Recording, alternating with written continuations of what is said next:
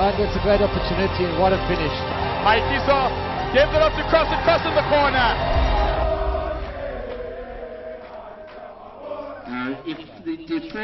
And a hearty good morning from Queenstown. We have Queenstown Girls High versus Stuttenheim for the first game of the Spar Challenge.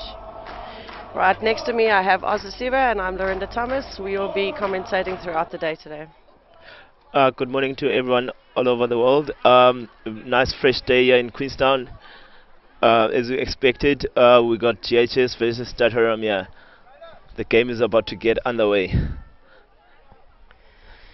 So just a little bit of history. GHS won the Inland Spar Challenge last year and they are starting off this morning. I think they're just looking for an additional umpire and then we will get ready to go.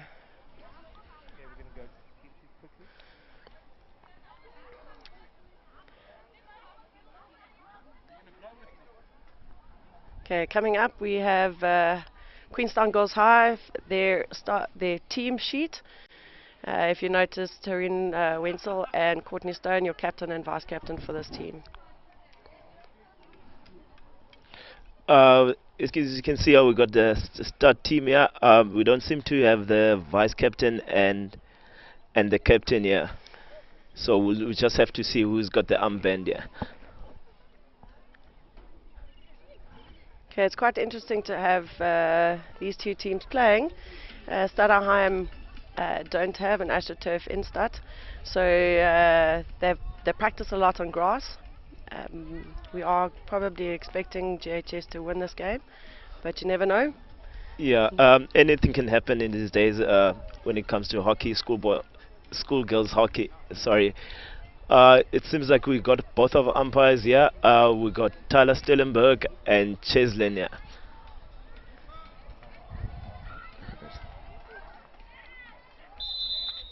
And there's the start.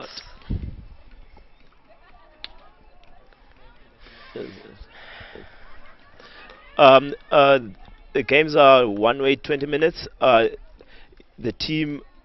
points go is 3 points if you win the game, and 2 points if the game is a draw and there's some goals, and 1 point if it's just a draw without goals. We've got JHS going forward. Looks like first opportunity coming up here. And Stuttenheim managed to make a tackle. Okay, so it's JHS ball on the sideline. Okay, JHS showing a little bit of dominance early on in the game. Nice little tuck from that little player. That's Luyolo Sokabo. First short corner coming up for GHS. Let's see what they come up with. It's very interesting for the girls. It always seems like it's slow. Everything is just slow. Maybe it's just the weather here this morning. No, I think it's also because we're so used to watching the boys hockey. Yeah.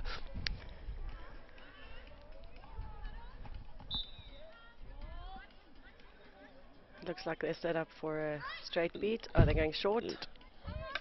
Great strike. And it's a goal for JHS.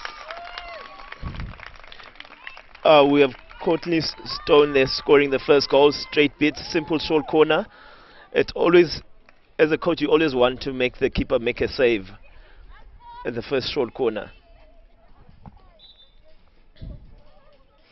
Here's the replay. You can have a look.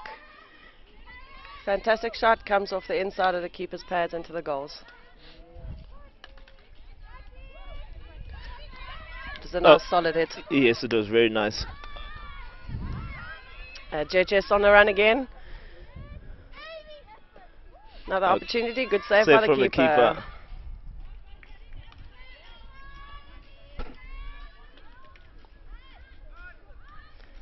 Stat managed to turn it over. But JHS still retain it.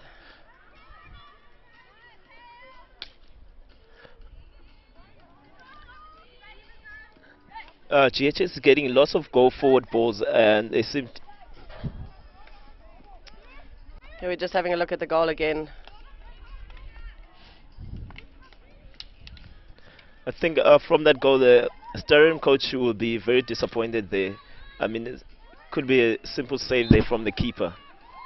There's a nice advantage given there by the umpire. There was a foot from Stutterheim, but obviously with no advantage, it goes to a short corner. GHS with another short corner. I think they're just going to keep it the same, straight hit from the top. Keep it nice and simple. Yeah. Why change something that's working? True.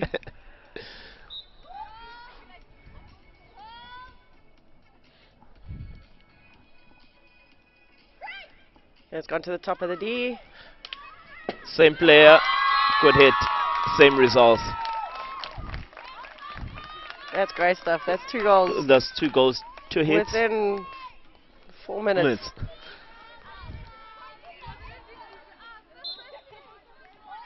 I see that Courtney is wearing the captain band.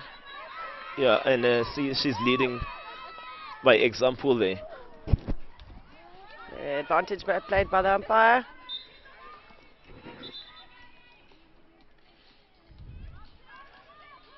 It seems like there's 2 captains on the field there. 2 goals from GHS have the band. Maybe it's because the blue one is for the vice captain, I think, and then the psychedelic yellow. Yeah, that's quite a new thing. You don't really find that. No, you normally only have the one. Yeah. Yes.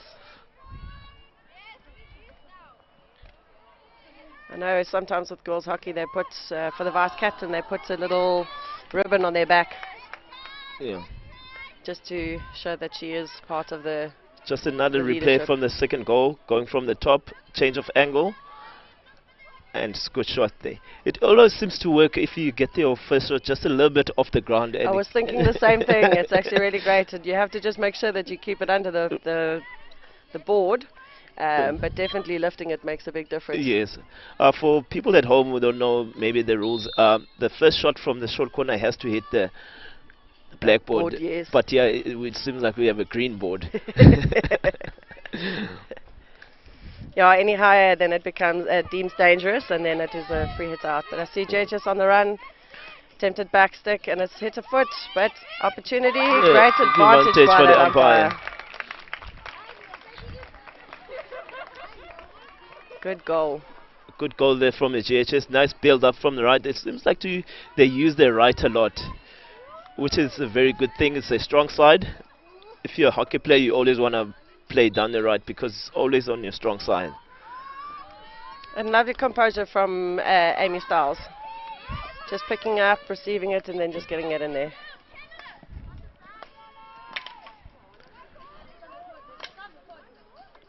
Courtney on the ball there, looking to get a second entry there and get another short corner. Yeah, nicely protected.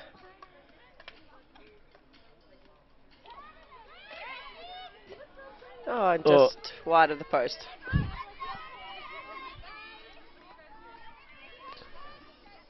As it stands now, we have just under 14 minutes left of the game, with Queenstown Girls High School leading 3-0. Okay, there was a high turnover from JHS with another entry into the circle and a great shot, just going wide. GHS have a nice high up press here. They're not giving Stutterham any chance to get out of the 22 there. No, not at all.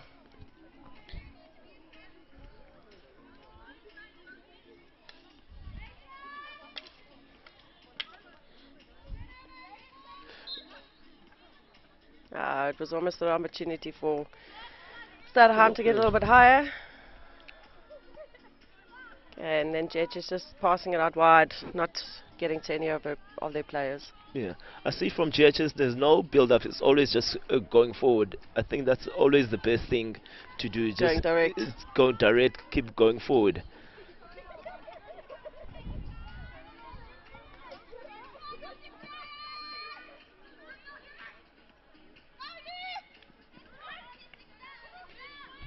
I like this little player. She's quite nice on the left side.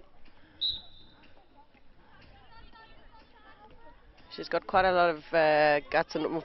Yeah, she's got quite a lot of speed. I think it's the first year playing first team.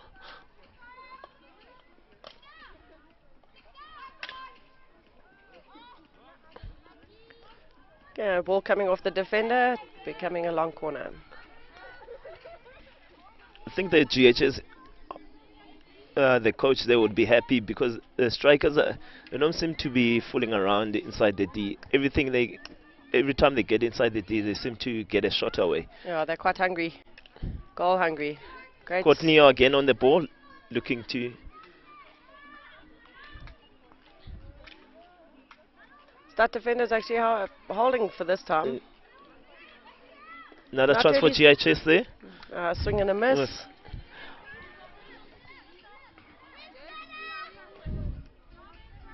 It almost seems like the Stud girls are a little bit afraid to step in and make the tackle, so they're almost allowing JHS to take those shots. Yes. I think they're also going from grass to the Astro must be quite a difficult thing, because I'm sure they didn't get any time to practice on the Astro. No.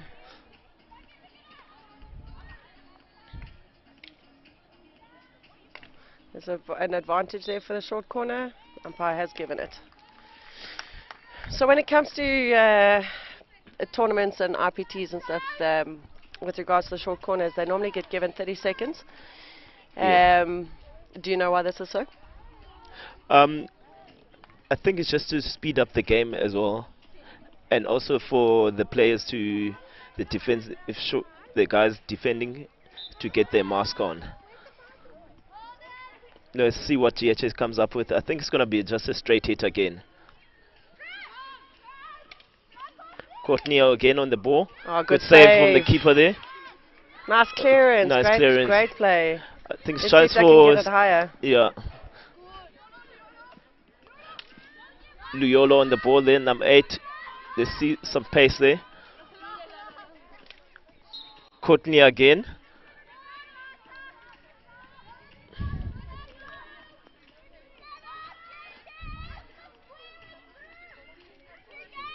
High press again from GHS.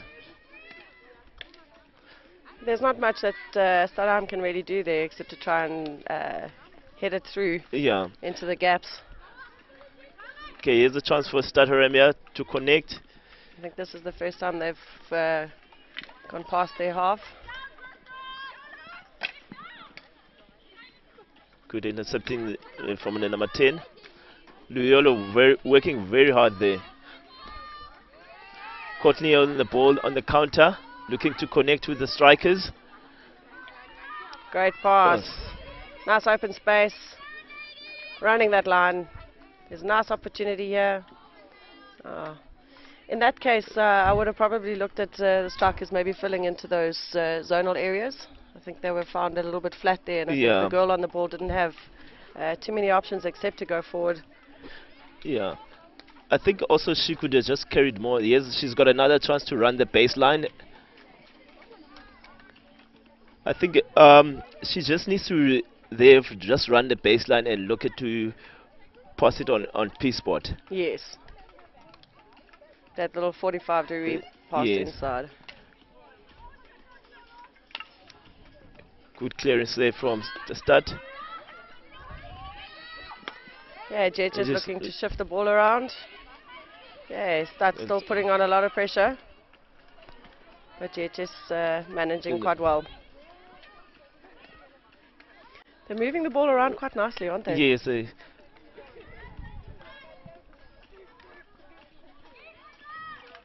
Courtney looking to score again, putting lots of pressure there in the defense, and it turns to a short corner for GHS again. Yeah, Courtney did well there to put it onto her foot. Yeah.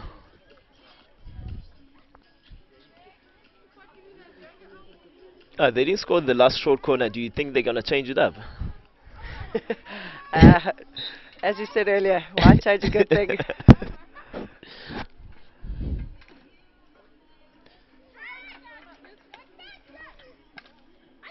Not such a good connection on the ball there. Yeah, keeper making the first save, but sadly not getting through the second one. So GHS are now up 4-0. That's GHS number 5 scoring there, the captain.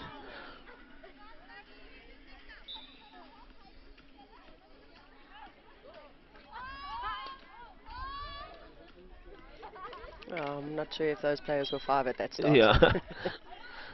I think the umpire got that one right there.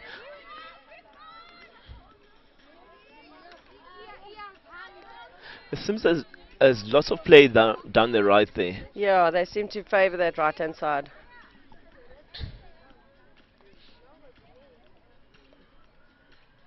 Start with a 16.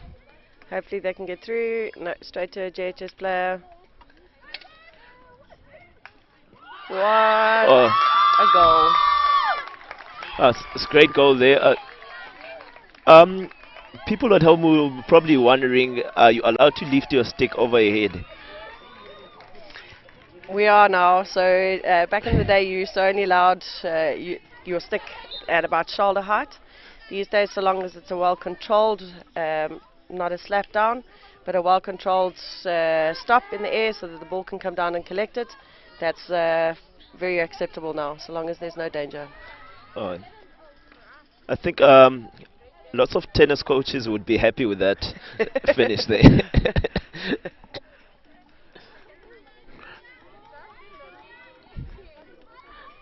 GHS on the attack again.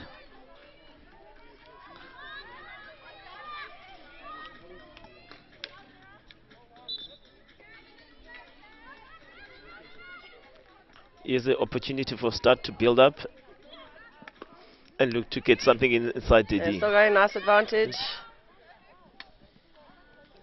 Okay, let's see what the defenders can do. A good little tackle. Good Start tackle still there fighting. from Unlucky. Tiname. JHS looking to play quickly. Yona on the ball, going forward.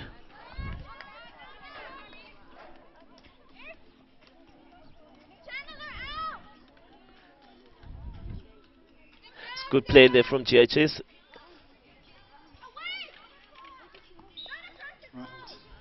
Could the under-16 GHS team and the Force Milan team please start getting ready? Yeah, we have 5 minutes left of this game.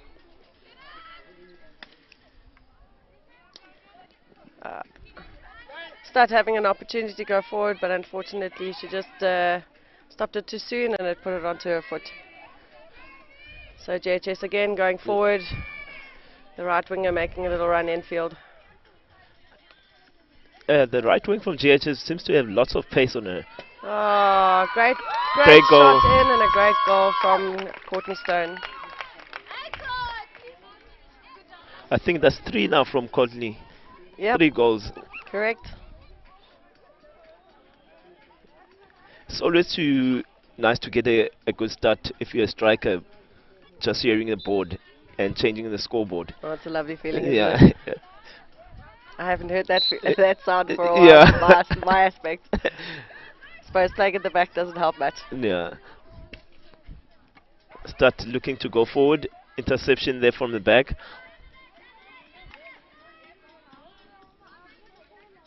I think 90% of the game has been played down the right, which is a good thing. As a coach, you want to play down the right because it's a strong side and it's a weaker side for the defensive team. Yeah, it's not easy as a left half to be able to make those tackles on a left link, especially when they go down the sideline. It forces you into a position that not very many people can get into. Get that left hand going. Turnover there as Stas captain on the ball looking to go forward. And just hitting the JHS foot there so she can actually manage to reset, get her players moving. Ow. Yeah, there was just a bit of a raised ball, just hitting Loyola on the, I'm not sure if it was the back of the head or onto her shoulder. I think Yeah, it looks like it's a hand. On her hand. But she looks okay though, she's not too bad.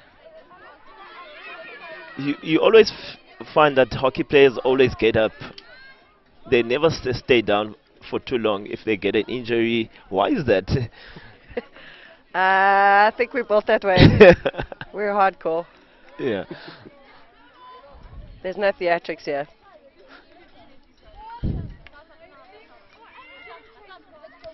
Churches on the counter again. Luyolo on the ball. Are we going to see another goal there? Great save there on the line there. Still getting there, still working. Luyolo working very hard there. She's everywhere almost. Yeah. Lorinda, there's 2 minutes on the board. Who would you have as your man of the match? There'd be two that I'd be looking at. So obviously it would be Loyola and Courtney. I reckon those two have been working really hard in this game and been doing really well. What do you think? I would go obviously for the striker. Got 3 goals, which is not easy to do. And she's been working hard off the ball as well. On the ball and off the ball as well. She's been making good leads. She's been fighting in that circle to get that ball. She's just looking to build. Start.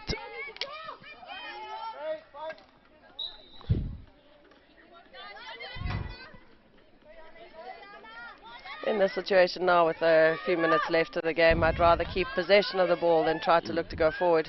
What do you think? Now it's just about keeping the ball and maybe getting those defensive goals to get a feel of the ball. I don't think I've done much today. Yeah, not many of them have actually touched the ball in this game, Because in a tournament like this, you want everyone to be involved so they're confident enough for the next game. Yes, yeah. See that little JHS defender stepped in nicely in front of her player to collect the ball.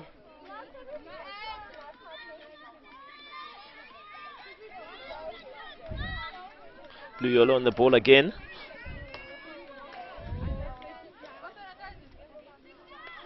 They really do go quite direct, isn't it? Yeah. Nice clearance from the start goal. Yana looked to go forward there.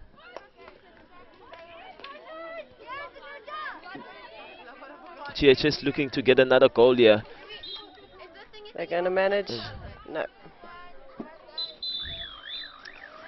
So that's the end of the game. We have Queenstown Girls High leading 6 goals, and also they'll probably get the, well, they will get the 3 points for the win. 5 goals to 0 against Staturam. Next up we got, so you'll notice that obviously for COVID regulations, there's no handshake, so we use the elbow greeting as a thank you. I think now that's just become a norm now. Yes, yeah, we get used to that, having to greet everyone. So you'll notice that the next 2 teams are coming on.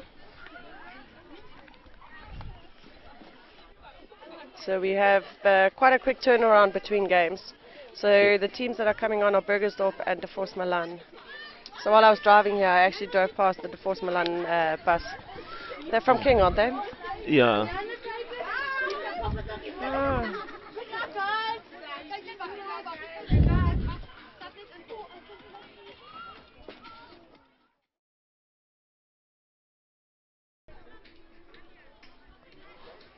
Yeah. Erin Lentz walking towards the other side of the field. She is the coach of the Stadaham girls side.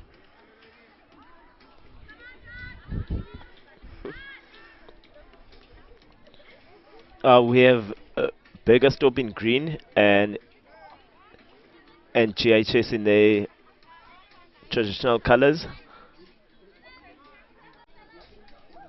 Okay, Burgersdorp have the start.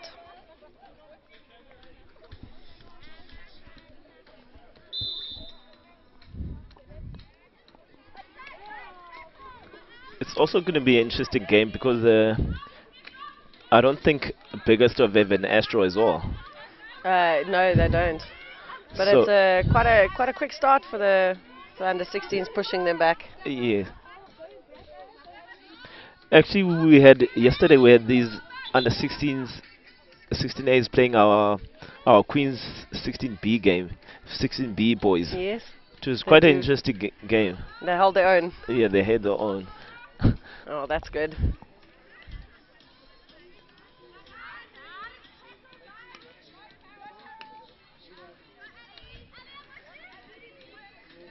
Comparing them to their first team, obviously,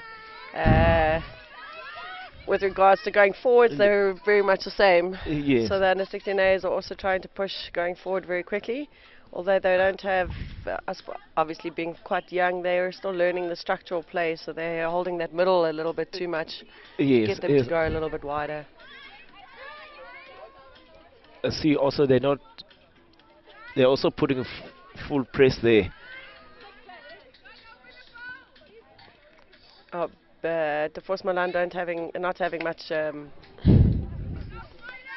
option, just to head it out the sideline higher up.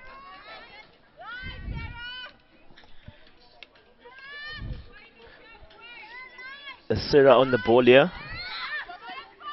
looking to build up.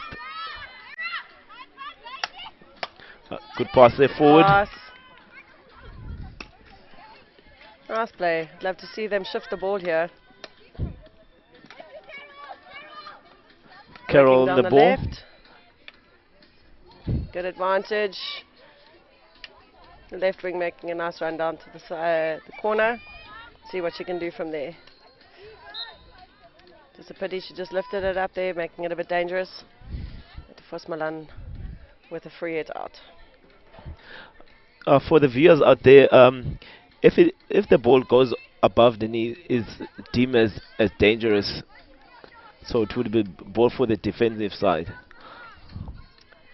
Some umpires like to say no blood, no blow, but if there is obviously if a player is hit, but then there's also if it's too close to a player, but if it goes into open space, then we're allowed to lift the ball, so long as there is an open, well, not allowed to, but if it does lift and it's open space, then we play on. But if it's anywhere near a player deemed dangerous, we then blow.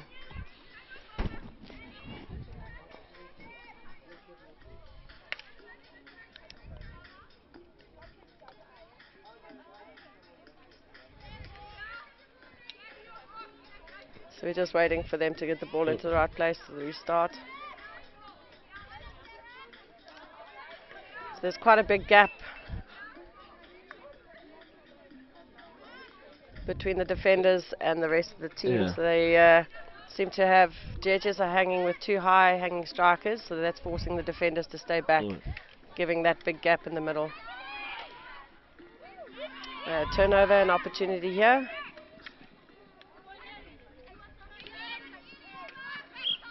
Good tackle there from Begastop.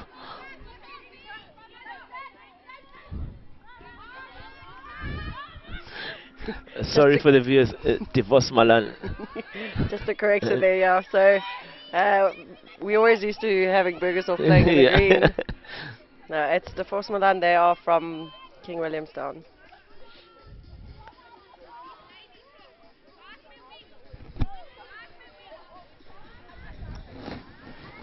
Okay, comparing to the previous game, we have obviously slightly slower game today, or now this morning. But it's still nice to see that there is a competition between the two sides. There isn't a goal yet. So there's still some excitement to come. Yeah. I think the game is balancing out because Malan don't have an Astro and just GHS is there under 16. Do you think that's a factor there? Yes, it would be. I would also like to see a little bit of the defenders getting involved as well from GHS. They're hanging very far back. In that situation there, they could have shifted the ball around, because on the left-hand side you'll see there is a lot of space available. It looks like the Force Milan are keeping in specific channels when they're defending.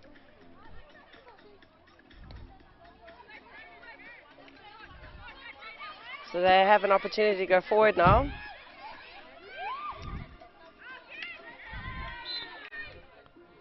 Just a bit of a swing and a miss there. So that's only really blown if it's dangerous. Yes. Good interception there from Force Milan. GHS turns it over again.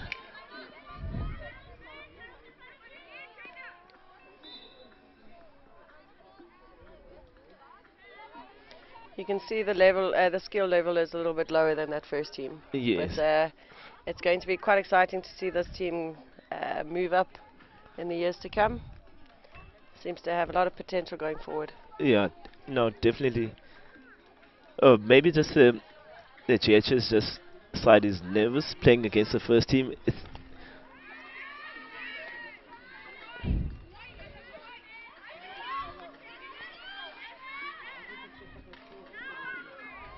safety first there from the defenders.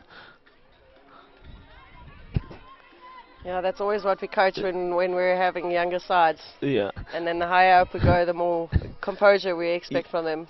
Yes, definitely.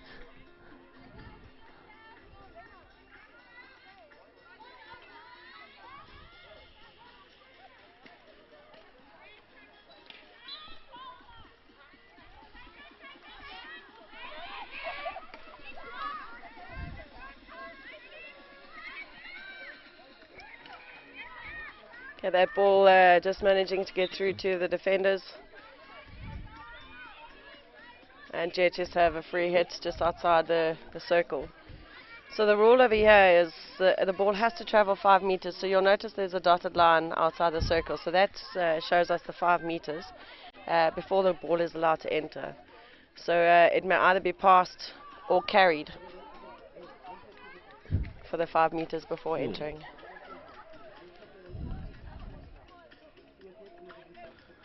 GHS are doing well to get the ball up, but they seem to have a sort of the connection breaks down when they get there in the 22 there.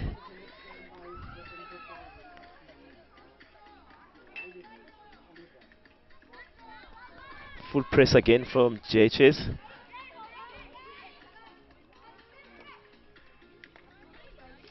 And it still kept them in there, and they're still on the attack, which is lovely. Great turnover high up on the field. They just need to keep control of the ball.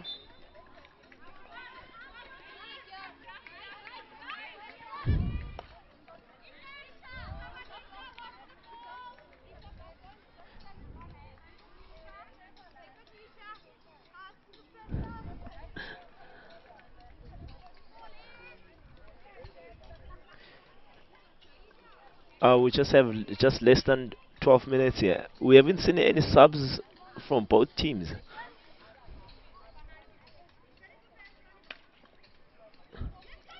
Yeah, quite a tricky shot to play across goals, but it seems to have worked because it's gone high up onto the field.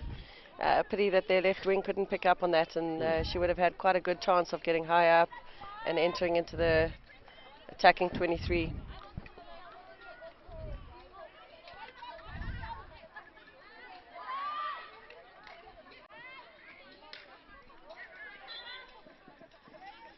Okay, good defensive work from the Force Milan. They've made the turnover. There's an opportunity here. They've shifted it to the middle. GHS defense working well there and pushing the ball up the field. They seem to look to connect with those two strikers on top every time they get the ball. Yes, yeah. One of them always seems to come back to fetch it, which is really great. I think also this is just one of those games. Whoever scores first will probably win the game. Yeah. Their connection with the strikers on top.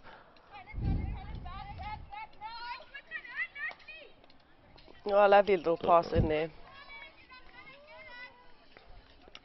Again, and just another breakdown there in the 22 GHS going forward. They don't seem to be connecting there when they get to the 22 there. Yeah, they connect nicely on the rest of the field, but as soon as they get into the 22, I think they're missing their players there. Mm. So I've also noticed quite a bit that the Force Milan, when they have a 16, they commit a lot of their players high up on the field. So there isn't anyone, one of the links maybe coming back to fetch for a short ball. Yeah. I think it also comes with playing on the grass. The grass. You see, on the 16s, you seem to hit it and you get away with it most of the time. It's what we call the river ball. Another opportunity here for GHS to connect. A good carry there. So they're looking to get a short corner or a goal here. Some good defense from the Force Milan there. Getting the ball up. Yeah, it just missed one of the defenders. And it seems to have gone out on the sideline. So they have to take that free hit right there in the corner.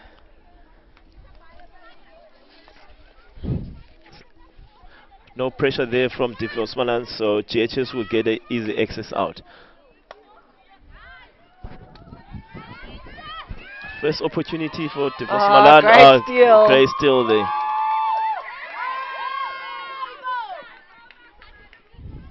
That was a lovely steal from that defender. Yeah, very It was nice. nice and clean as well. CGHS have made a sub.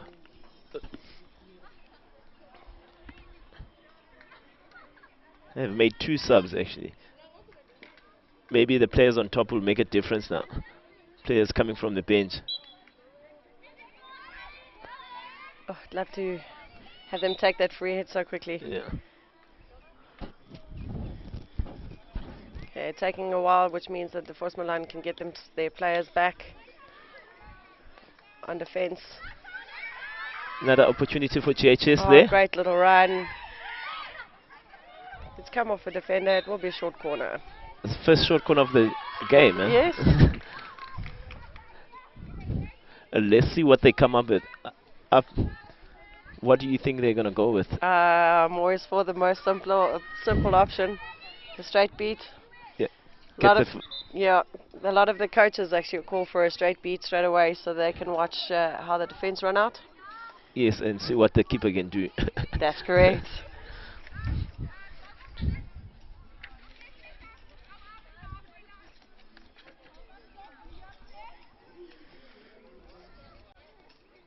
Because it's quite an interesting setup on the top of the D. They don't actually have someone who's set out to stop. Everyone has their sticks upright, so obviously stop and hit will be the same person. And the reason for not being a goal, that ball was hit from outside of the circle.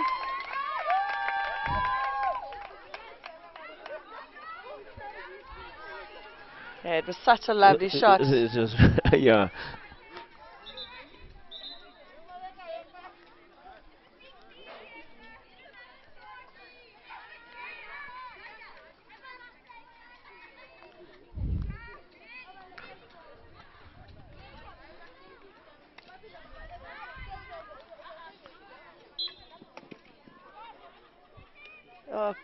Another opportunity for GHS to go forward.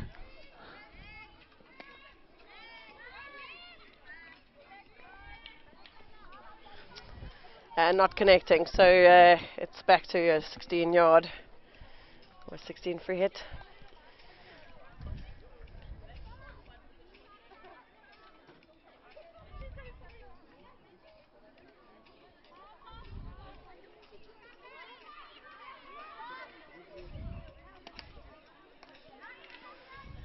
Intercepted that shot. Still not connecting with those goals. Yeah. I think the GHS under 6 they just need to carry it a little bit. You saw the short corner came from one of the players just taking responsibility and carrying the ball a little bit. Especially inside the 23, that's when you're allowed to be a little bit, I would say, not so selfish, but you need to make sure that you protect the ball and then just get the free hits, or Yeah. preferably if you're in the circle, get the short corner. Another opportunity here for GHS.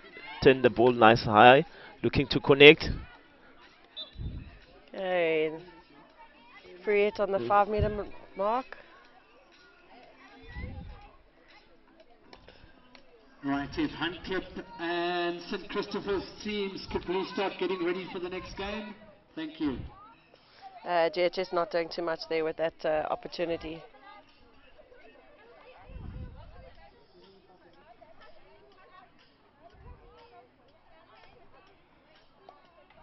A little bit of a testy pass going inside.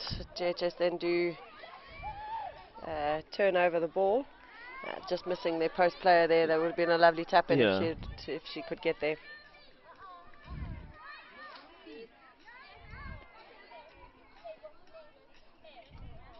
You can tell that they're quite a young side and Yeah. just have a little bit of inexperience.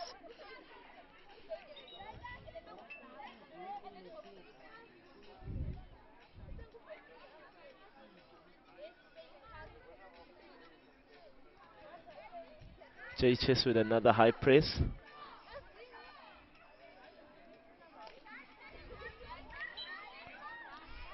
Lots of pressure put onto that defender. Yeah.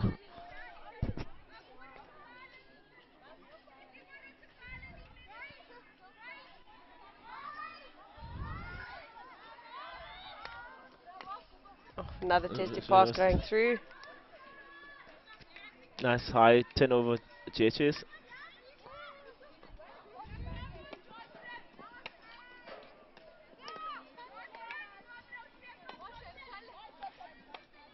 Possession bouncing between the Force Milan and GHS there.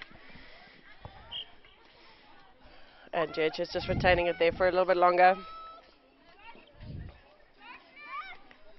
Do you see the setup there? It would be fantastic if that defender could push through. Lovely stop, just the GHS goal just losing a footing a little bit. You know this turf really well. Spend most of your time here, isn't it? Yeah. So early in the morning, is it quite wet on the turf? Is it a bit slippery? Not really. Not really. Right, so just have a call for It dries out very quickly. Christopher and Another Huntcliffe to opportunity for please start GHS making to their way to the screening station and cleaning station. Thank you.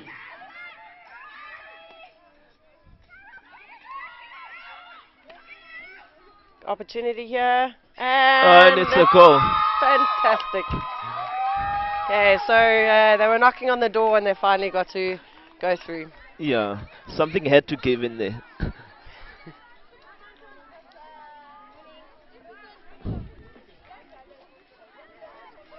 Okay, GHS scoring in the last couple of minutes. Let's see if they can hold on and maintain that lead. Turnover.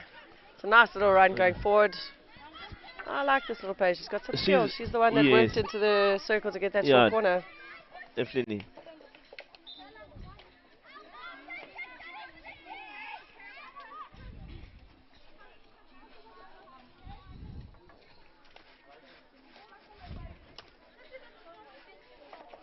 Yeah, the pass going just a little bit to the right of a player and not connecting there. Let's see if JH is gonna have another high press.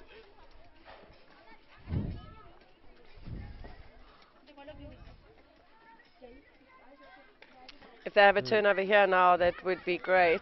But it looks like the Force have an opportunity now.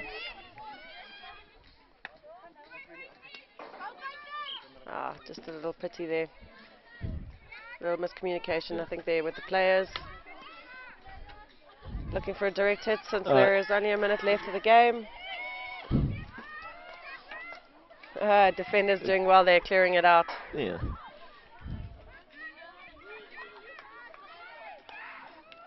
Another opportunity, yeah.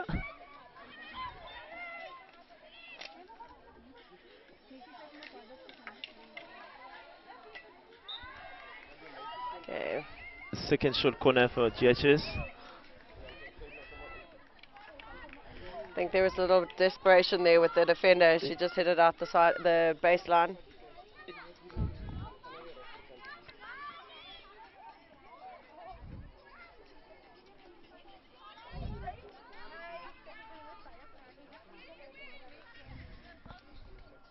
Okay, so even though time will end, they will still finish the short corner. It will still be played.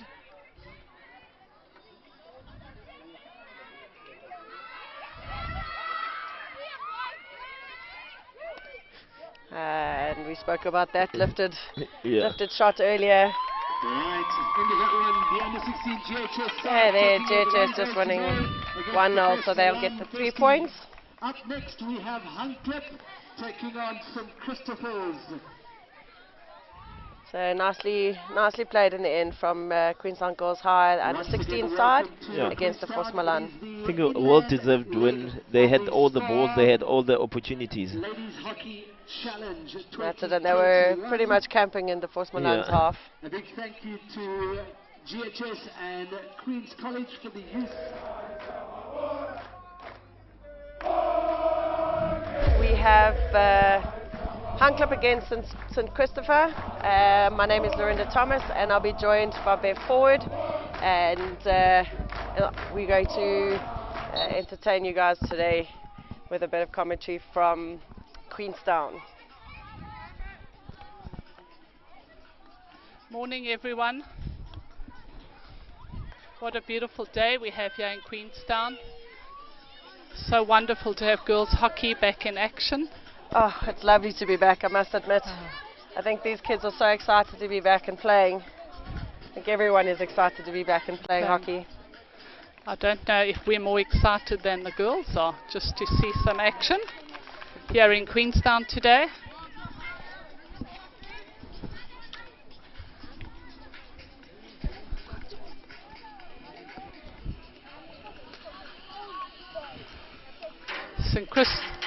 St. Christopher's is a private school from King Williamstown, and they joined the Spar Festival 3 years ago, and we're very glad to have them. They've got some very keen and passionate coaches who make sure the girls are ready and prepared for this tournament each year.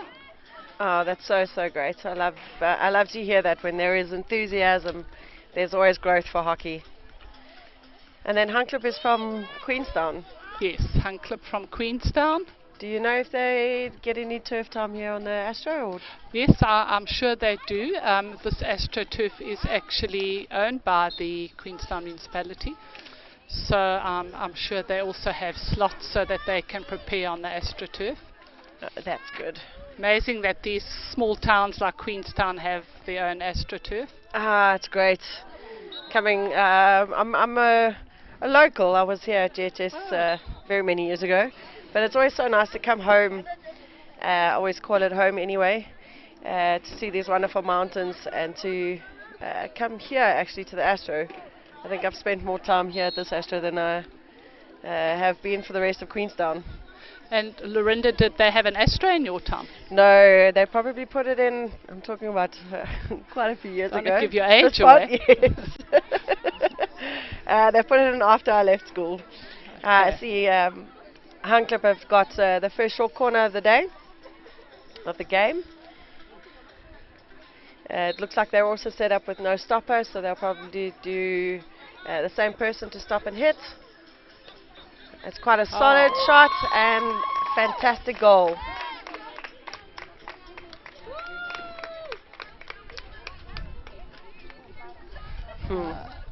Number 13 for Huncliffe is Henrietta Gravenstein. Is our goal scorer from a penalty corner. She is playing centre link for them today. Yes, and Christophers have got a chance going forward.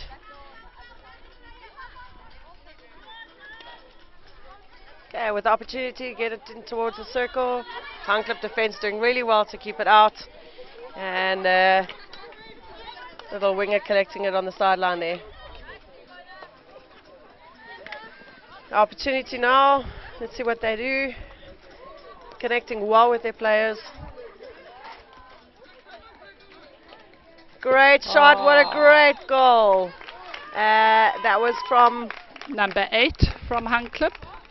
Daryl Jekyll is the goal scorer from a lovely build-up from defence all the way through to an attack and finished off with a goal. So Hunclip now lead 2-0 against St. Christopher's. Yeah, I see the St. Christopher's defence not stepping up and giving Hunclip that opportunity, and quite a lot of space to take that shot. On the far side we have Mr. Olifant umpiring for us. He's been at I think every single tournament we've had for Spar.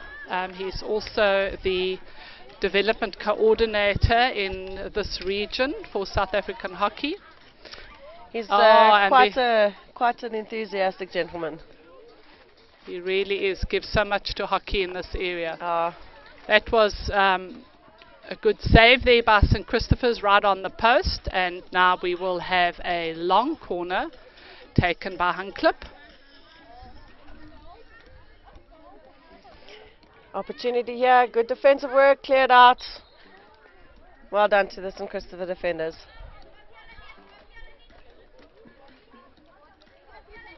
St. Christopher's need to get some more players ahead of the ball so that they can at least get the ball up and get onto the attack. I think they're more concerned about the defense, I think, at this stage than trying to go through. But as you say, the best defense is offense, trying to push going forward.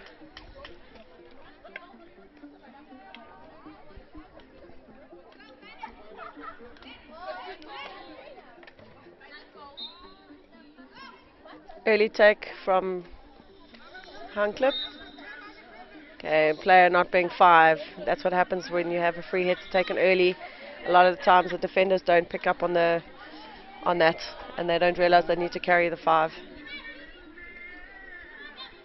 Too excited to get the attack going into the circle. That's so true. Some nice skill work there. Looking to pass the ball back and shift it. The player's rather gone for the direct line, and there's been a turnover. The St. Christopher players have got a nice amount of pace going forward. I think that's to their advantage. Yes, that left wing of theirs, their number 10, Kanya Gechi. Nice and pacey down the left wing. But she's been quite tightly marked by that Hunclip girl, I notice.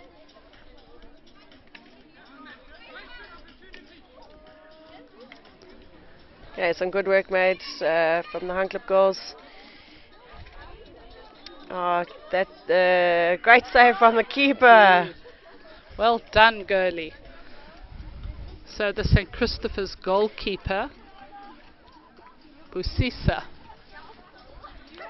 Yeah, so the number 12 from St. Christopher is Hayley Thompson. She's doing quite a lot of work. She's on the ball right now. She's doing a lot of work forwards, and she's been quite feisty going back, coming back and helping her defenders. So she's one to look out for. She's obviously one of their key players. They obviously rely on her, but maybe trying to do a little bit too much. A shame that's the second time she's landed on the turf. I think earlier was a slip, and that was just a stick in the way. Great opportunity here. Oh, a nice reverse stick shot. Lovely play. Great tap in from number 9, Simone Leroux from Hunclip. Yes. Great little tap in there. Yes, I'm actually very impressed with this Hunclip team. Playing some nice passing game. Yeah, solid really, in defence. Yes, they really seem to be connecting with each other. Absolutely. Especially seeing these girls haven't played hockey for over a year now. They've had a little bit of practicing in the past couple of weeks. For some of them, this might be their first game of the season. Absolutely. First match, Well, definitely. yeah. Nice little number 12.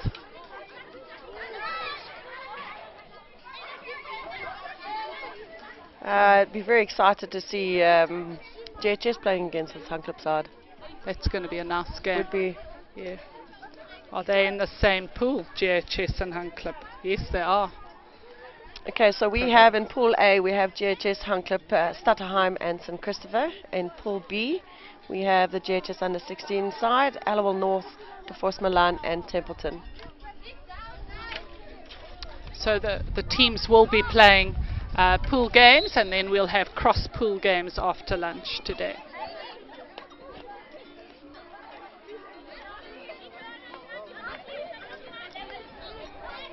It's a lovely run down the left. Nice cut in. Pass into the circle. Oh, And a great goal. Tap in coming off a defender's shin. Umpire playing great advantage for that goal. that was number 9 on the right wing. Simone again, Yes. that's her second goal then. Umpire's picking up the players, we're in 5 at the start.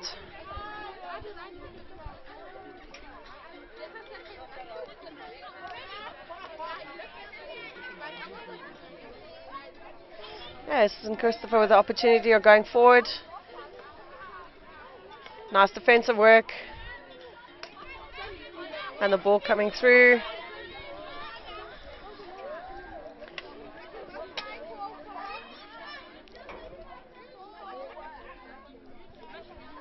I like the way Hunt Club are taking the ball wide, nicely working it out wide here on the left.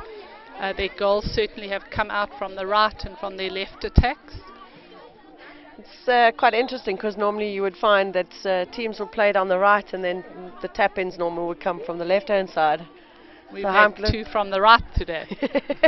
So Hunt Club going the reverse. They're obviously their strongest side is on the left side.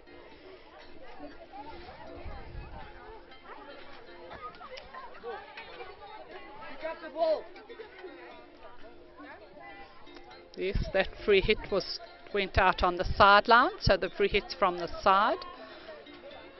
In our picture we have Lekona Sidube Dube. She is the vice captain of the St. Christopher team.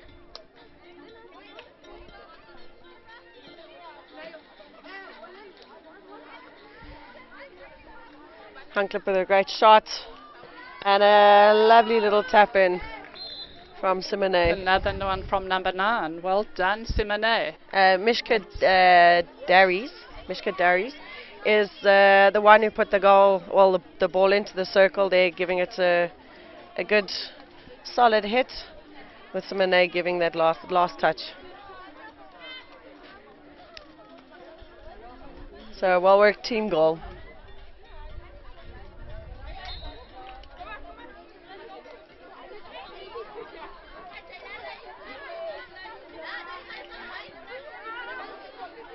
Mishka on the ball again, passing out to her winger. The problem with St. Christopher's, they're not really marking players, and there's so many back in the circle that Hunt Club have got a lot of space to work the ball, build the attack, and get into the circle and set up. And they've been using that space really nicely as well, so they're definitely taking advantage of the space that they've been given.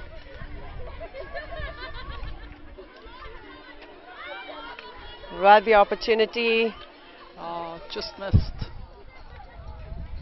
There was a lovely pass in. Some lovely play down the right. I see the number 5 taped up quite heavily around her knee. She seems to be struggling a little bit with it. That's Akanani Mata.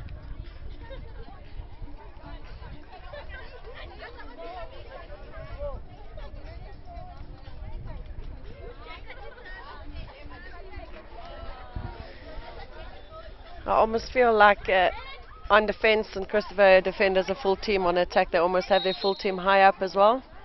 So that creates that massive gap. So if Hunt Club do turnover, it creates that open space that we Space were in the talking middle of about the earlier, field. yes. We should prefer to have our strength in the middle, so we can control. Well, here we go, St. Christopher, let's see. See, this is the space we're talking about, and look how Lovely work. beautifully they work it. Especially on the left-hand side.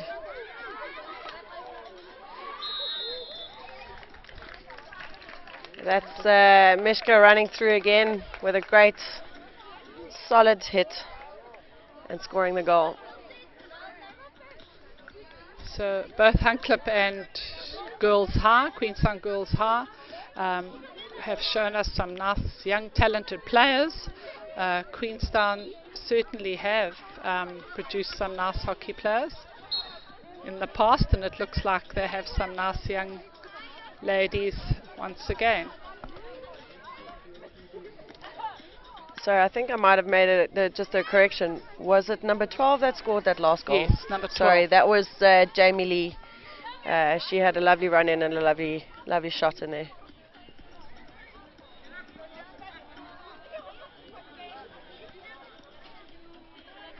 Okay, yes, I think we've had a substitution, and they've moved Jamie Lee from the left midfield to the left wing.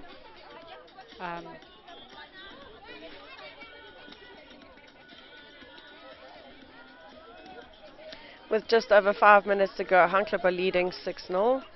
But Sir Christopher is still putting in a fight. We have Jamie Lee again. And just with a shot wide. They really do allow them too much space there on the top of the D. Way too much there. Strikers are having a field day.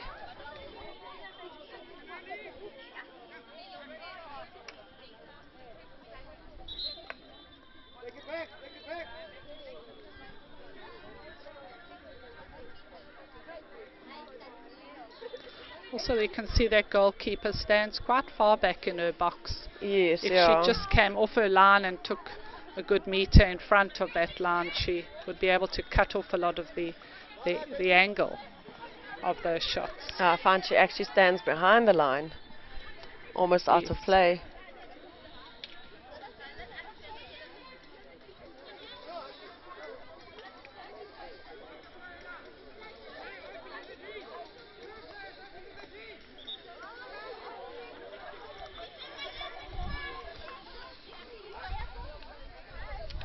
Huncliffe now with opportunity, nice little carry into the circle.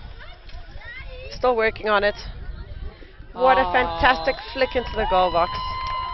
That's Henrietta Gravenstan, also her second goal.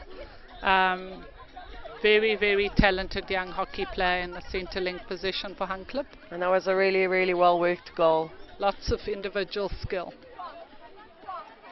So 7-0 for Huncliffe it is now. I think this is the Right, if Allowal North highest score we've had today. could start getting ready, please. Thank you. Make your way. Great forward to run, the great shot, and a area. great, Allowal North fantastic and shot at Templeton. goal. Please make your Keeper way not forward getting to the anything on it. area. Thank you. Okay, number 6 for Huncliffe. Inati Zazi scored that goal. Long braids, we can't quite see her number on her back, but she is the number 6. I was speaking to Oz earlier, and as a striker, you always love to hear the sound of that backboard. So, especially for the first game of the day, it gives the strikers quite a lot of confidence going forward into the rest of the day and the rest of their games. And Inati on the ball again with another opportunity, another shot. It does come off a defender's foot. The umpire has given the advantage. And the ball just travels over the baseline.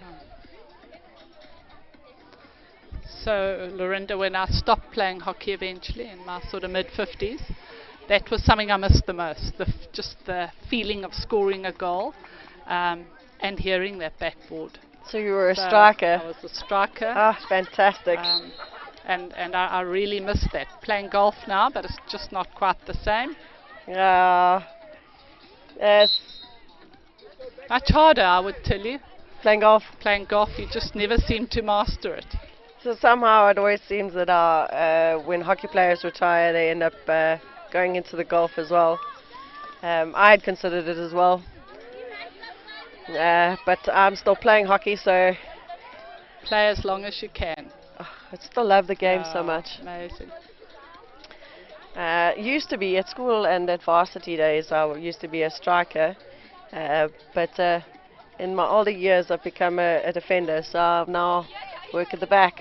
So I don't get the opportunity to score goals anymore. Well, at least you can say you saved them. That's true. At least in hockey, when you get a bit older, and if you start up front, you can at least move backwards. Yes. You start at the back, there's nowhere to go. Back on the bench. No. When I was living in Queenstown, there weren't any ladies playing here, so I had to improve on my defensive skills and playing in East London. So when I moved to East London, the coach suggested that I play in the defensive defensive role because my game had changed quite a bit, and he felt that that was the better position for me. So that's how I ended up playing in the back. I must admit I still do enjoy it, but I do miss shooting those goals. Oh, there we go. And as we talk about goals, there is the 8th one going in. And that was from Henrietta, the number 13. Cravenstan, her 3rd goal, had the shot and it came off a St. Christopher stick and into the box. They're just looking for the ball. Okay, last second of the game. Fantastic. So I'm going to take a quick break. Bev, it's been really great having a chat with you. Yes, thank you. It's been lovely. We will chat again in a game or two's time. Okay, perfect. Go and enjoy your coffee. The next fixture is Alloa North taking on Templeton, and those teams could please make their way through to...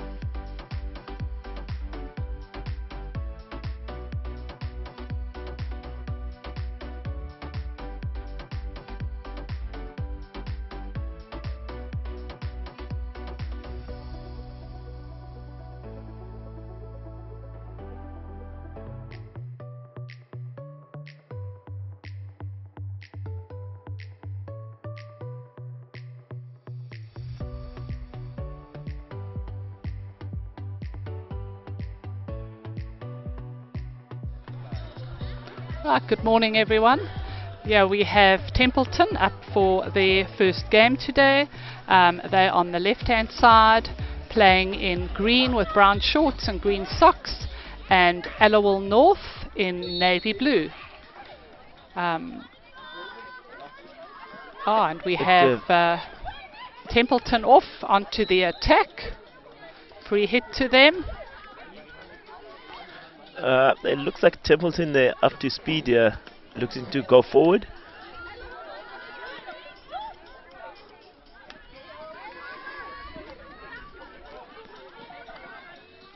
Good defense there by Templeton.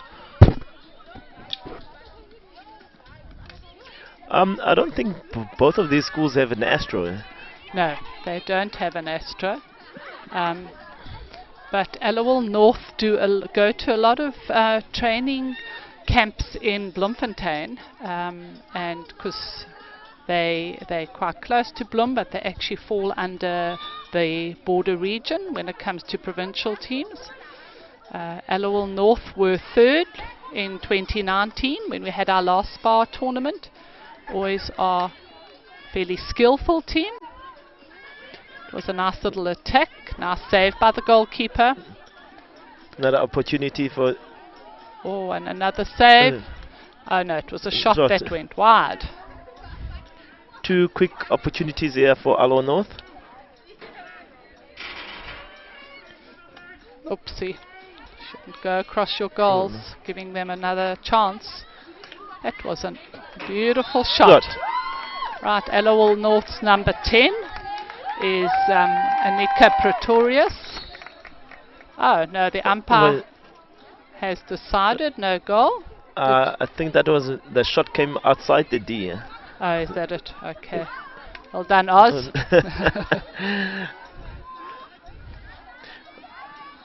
Alloa North, they're getting lots of go forward ball. I think it also comes them from their full press there, turning the ball nice and high up the field. Right, they've got 1, 2, 3, 4, 5, 6 on the attack, and that will give them more opportunities. Long corner here for Alloa North. Let's see what they come up with. Another scoring opportunity. Oh, free shot there from the... Nice save by Templeton goalkeeper. Yes, no one seemed to challenge the Alloa North goal in that long corner.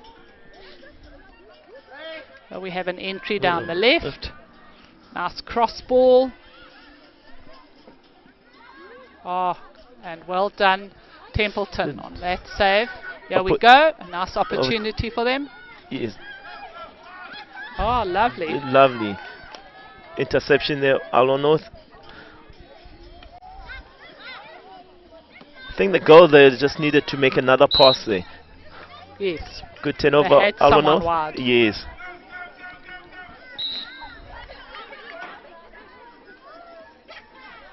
Templeton's coach, Petrus Mellet, has been coaching for many, many, many years and does a lot for hockey in that area.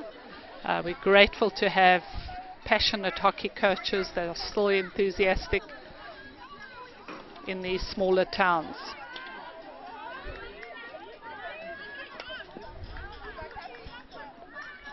Alloa North building up an attack down the left-hand side. Still got the ball, and we have a circle entry. Up, free hit for Alloa North. Just outside the circle.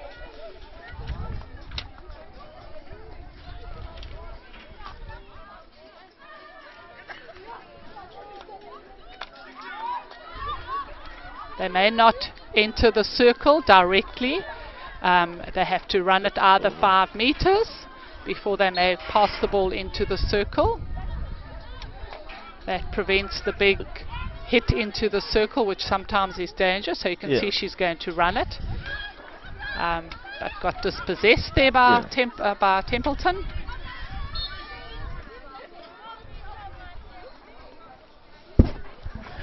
Templeton, they seem to have lots of space going forward, and they look dangerous there on the counter. They just need to make 1 or 2 connections, and they should be through.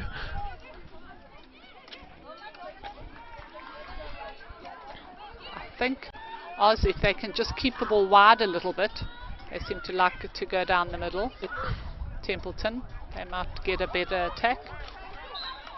Some nice skillful players for Alloa North. That number 10, lots of nice individual skill.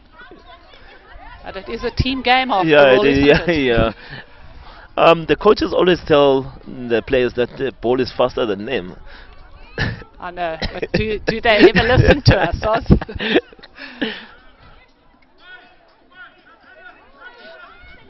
See, heading, looking across the circle again. Across the middle of the field, just keep it wide. Shot from Alloa North, and they have a penalty corner. The first penalty corner for Alloa North today. Let's see what they're going to have for us. Go into a little huddle to discuss all the team tactics. And I'm sure they would have a couple of variations. Just need to decide on which one. Yeah, definitely. And that's the push out coming. Most important part of the penalty corner. That's good. The rest should be too. Okay, shot too high. Initial shot at goal must be below the knee. So the umpire deemed that dangerous, and it is a free hit to Templeton. There we go, you can see it did dip as it got to the goalkeeper. Yeah.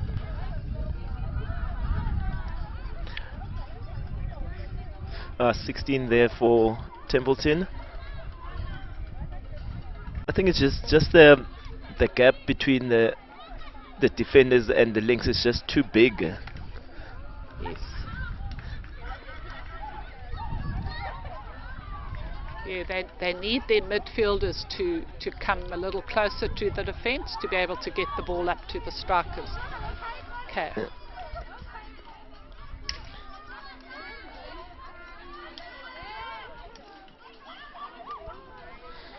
Okay, a nice attack, looking good for Allowell North. And that was a stick clash, so a penalty corner for Allowell North. Okay, let's see what short corner they're going to use this time. Yeah.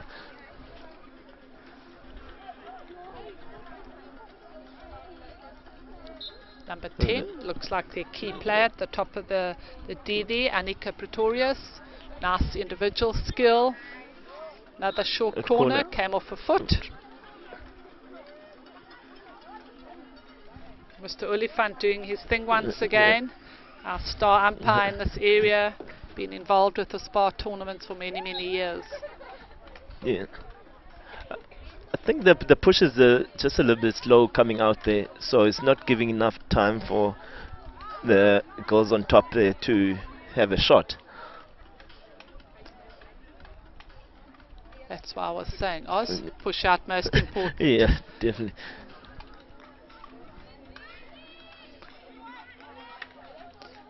Templeton persist with this free hit into the middle of the field instead of having someone out wide and just keeping the ball out of danger. There we go, Inika again. Am I right? Then number 10. Yes. Anika. I think the way they take the 16, I think it's come from playing on grass. You get away sometimes with those just heading down the middle or on grass because of the bounce of the ball. So Oz, did you play on grass, or you mainly Astra in your time? Mainly Astra and Marta. I played in the junior school. We played on grass. Yeah, so you know how difficult it is when that ball bounces. You've got to be like a cricketer and get your stick up straight. Yeah, definitely. Yeah. But I started most of my hockey was grass, and then the last 15 years on AstroTurf.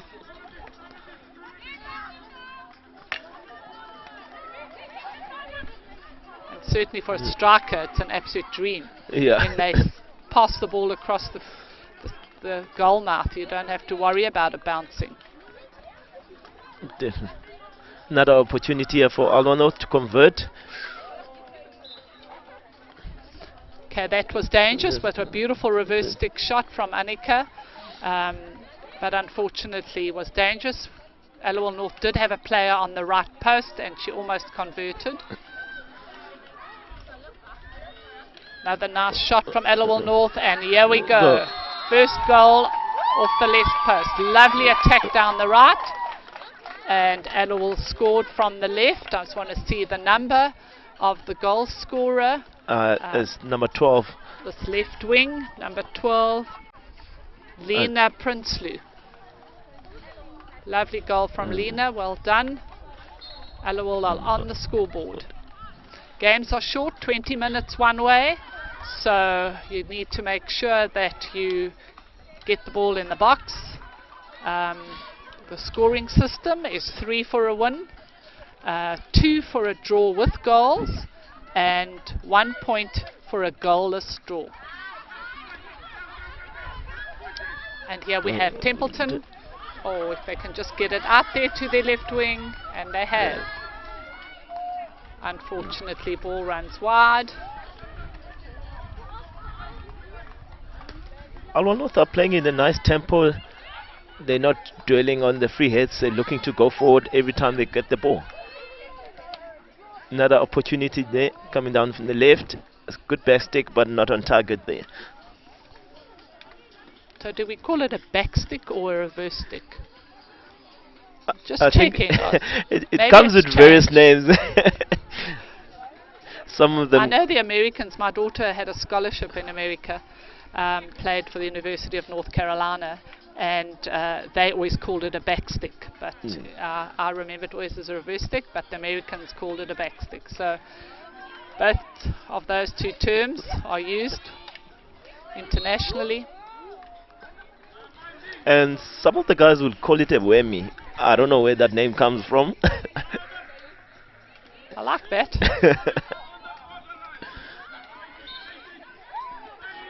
Not an easy skill to execute, so Not at all. whammy's probably a good one.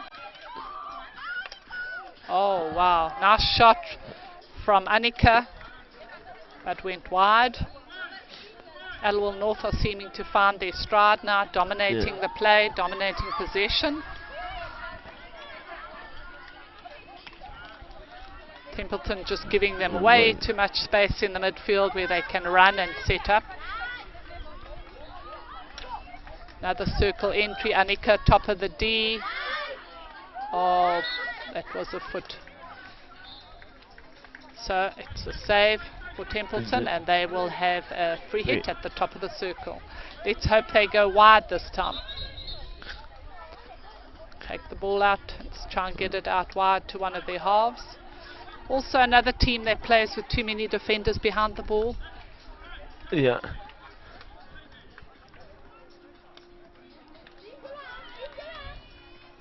Intercepted by Alwell North, but save for Templeton, and yeah, we have a chance. Templeton have got players up front, if they can just get it to them. There we go. Opportunity for Templeton. One-on-one with the defender. Good interception there. Still an opportunity for first circle entry. There's opportunity. Oh, bad luck. Bad luck, she just missed there. That was a nice passage of play for Templeton. Built it up nicely down the right and had a shot from the left. Actually had an open goal for the keeper.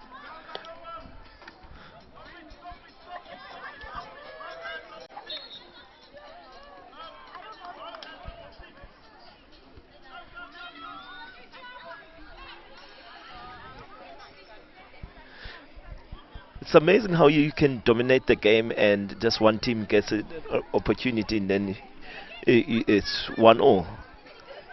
Nearly was, nearly was. That's a big moment in the game there. Last week at the Coastal Spar Challenge, we had Hudson Park High and Clarendon Girls in the final, and that was exactly what happened, Oz. Clarendon used their opportunities. It was pretty much an even game end to end, but Clarendon ran out 3-0 winners just because they managed to use their opportunities in the circle. And in a 20-minute game, that is vital. Yeah. Okay, little number 12, Ilna. Okay. Mr. Oliphant looking for his co-umpire to help him down the line. I think that should be a long corner for Alwell North. Okay, he has changed it and given Alwell North a long corner. Should be.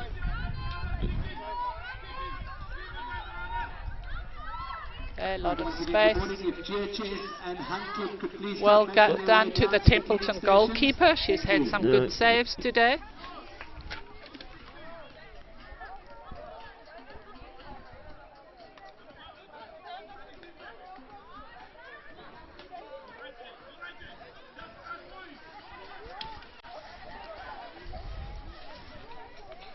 Yeah, we have a circle entry from Alwell North coming down the right. Number 10 for Alwell North, doing a lot of work in the middle. Nice, talented young player. And that was a foot right on the penalty flick spot. Yeah. Perfect spot to score from. They say that 75% goals are scored in that 9-yard area. Yeah.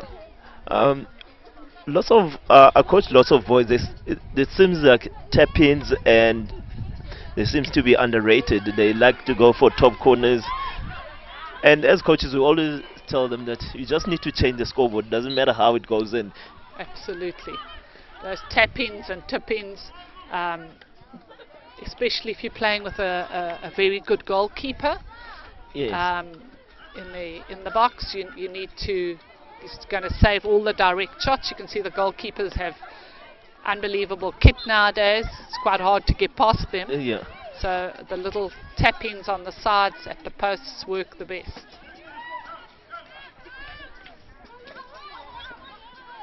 Okay, Templeton are back in the attack. Their attacking half got a free hit on the sideline. Let's see if they can get another circle entry. Nice pass, and Opportunity here we go. for first short corner. This is a crucial part of play. 3 minutes on the board. They just need to convert this one, then it's 1-0.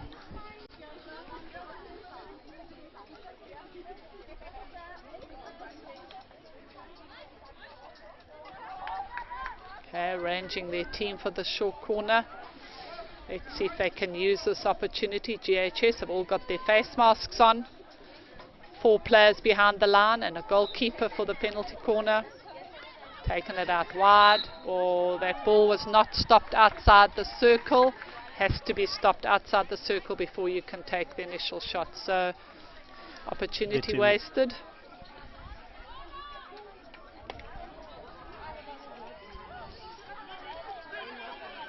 Okay, call that a river ball, takes all the pressure off you and you're back in your own attacking half. Bit like rugby, you know, when they kick the ball away.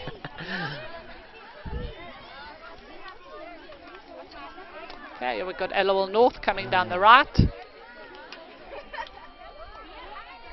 And there we go, opportunity, that's the number 12, Ilna Prinsloo for Allowell North. It's her second goal. I think she scored the first goal as well, am I right? Yeah, that's where 12. she's in the right position on the P spot there. Those tap-ins we just spoke about. Absolutely. Precious off them. They've now got 2 goals on the board. Last few minutes.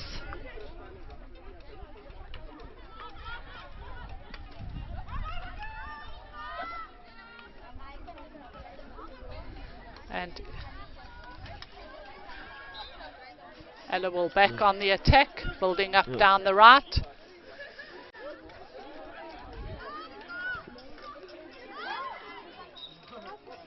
With a minute left, under a minute left here, who would you have as your man of the match here? I think this number 10 for Allowell North. I thought she's played nicely, and the number 12, so it's Annika and Ilna. Have both played well, but it's been a good team effort, I'd say, Oz. No, definitely. I like the way they play, going forward with speed.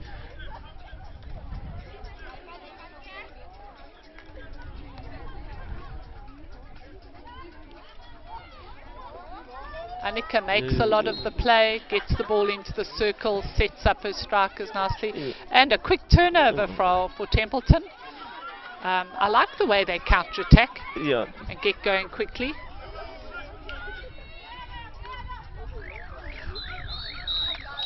Okay, and that's the end of the game.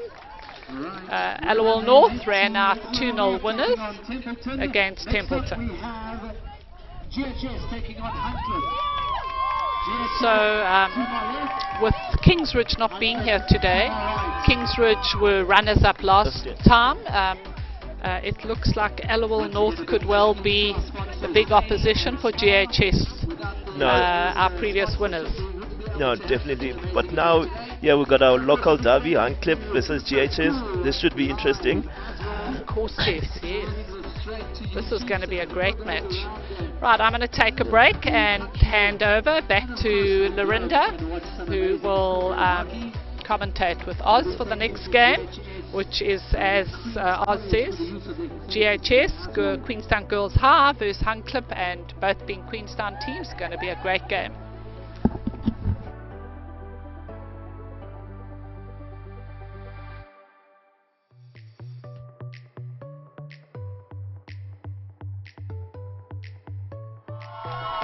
Right, morning. We have Queenstown Girls High School versus Hunklip. It's going to prove to be quite a nice game. We're going to watch now. So both Hunklip and Queenstown Girls High won their previous games quite convincingly. So Oz, I reckon we're in for a great game. Yeah, especially it's a local derby. The teams would want breaking rights. GHS on the ball there.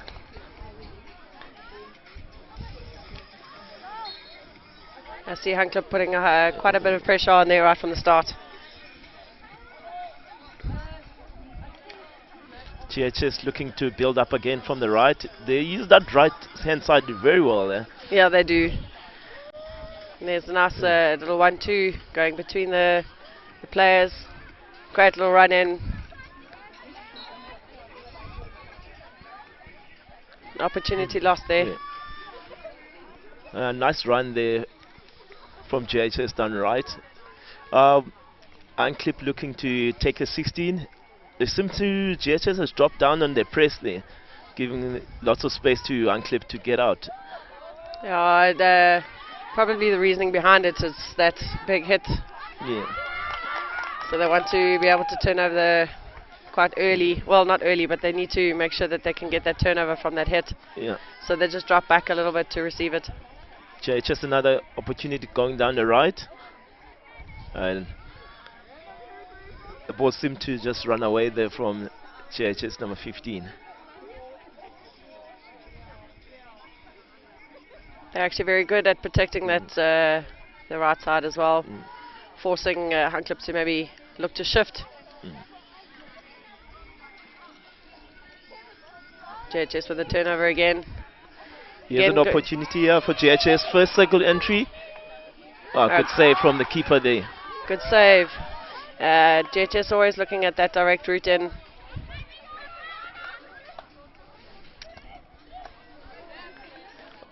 Opportunity, unlucky.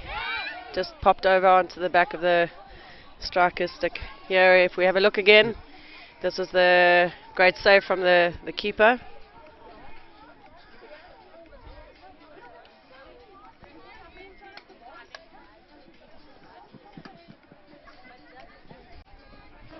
Okay, just off screen, came off a Hunklip player, so it becomes the GHS ball. She is looking at possibly shifting the ball around. It wasn't the opportunity, so going forward, Loyolo making a turnover there. Nice little pass to the left wing. Opportunity. Keeper's doing a good work there. Yeah, two crucial saves there from the keeper. GHS looking to take a quick free hit there.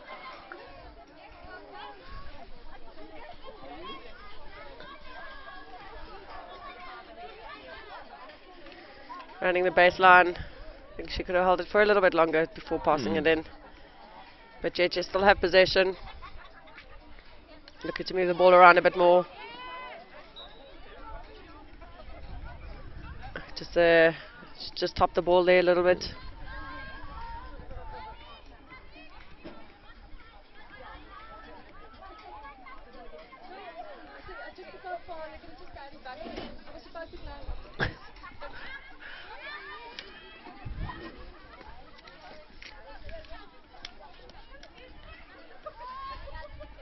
GHS, they're getting lots of turnovers, lots of position on the ball. They just need to convert. Loyolo stepping in again. She's got a great amount of pace. She worked it well, just need to re-guard that compass a little bit.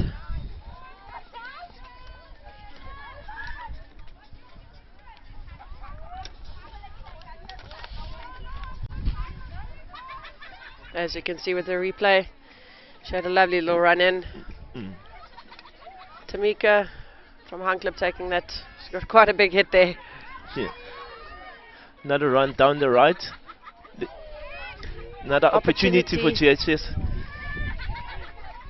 Keeper still holding it.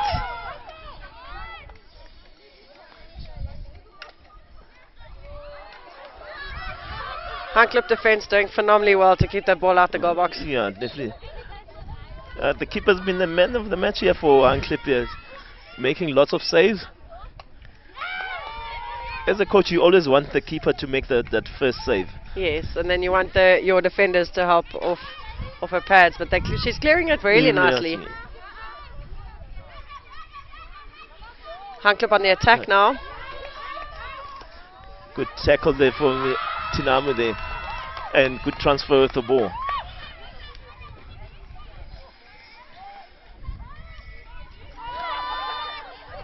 GHS looking to connect again. Courtney on the ball, opportunity here. It's got to be. Oh, keeper's Keeper done again. so well. Come off a foot, so the first short corner of this game goes to GHS. GHS, the first short corner, they had a good conversion rate at the first game. Yes. I think it was about 3 short corners, 4 goals. Great opportunity here if you see the replay. It was literally almost two GHS players on either side of the keeper, so the keeper did exceptionally well to keep that out the goal box. And we've looked to see a little bit of a change here now. Courtney is inserting the ball from the push-out spot. It's quite interesting to have her pushing because she scored 3 goals from the short corner. Yeah, they're going short again. Oh, almost. Maybe that's what was the plan. Possibly getting that little tap in from the corner. Another missed opportunity there, GHS. Another opportunity for Courtney. And we have another short corner. Do you think they're going to vary it this time, or do you think they're going for the same? Okay, so this is just, if you're watching, this is a rerun of the previous short corner.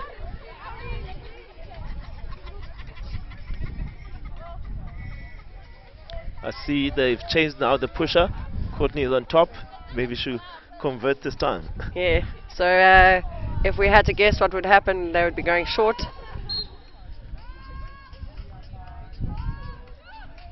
That's it. Yes. And the ball just going wide.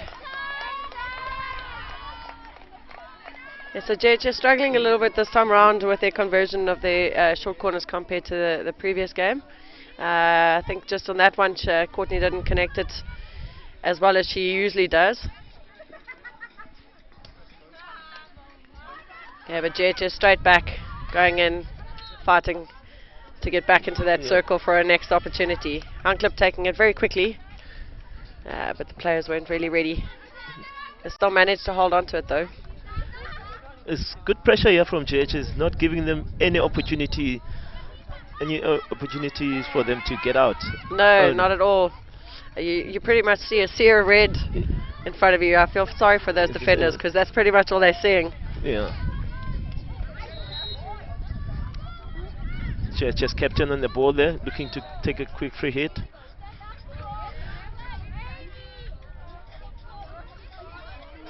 Yeah, it's quite a change for me sitting here on the top because I want to get onto the field and umpire. Yeah.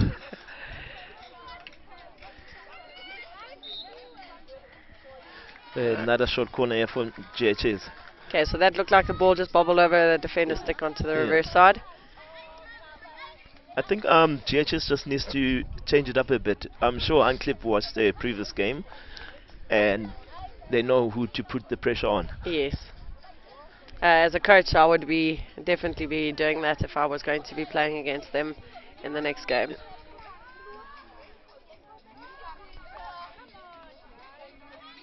Courtney again. Unfortunately, connecting it well, but just a little bit too high. Yeah. Notice also that as soon as a shot is taken and they know that it's not their ball, they set up very quickly. So JHS run back very quickly to set up for the 16, and they set it up very quickly. So it's, if Unclip don't take the free hit quickly, they're going to struggle against the press that JHS has set up for them. I think it's just the links from the Unclip, they're just too far. They're behind everyone. Yes, yeah, and they just need to make their way through. Just on the reason why there was a little bit of a break in play there, One of the Hunt Club girls, I think she got a little bit of an injury to the shoulder, so she was needing a little bit of attention.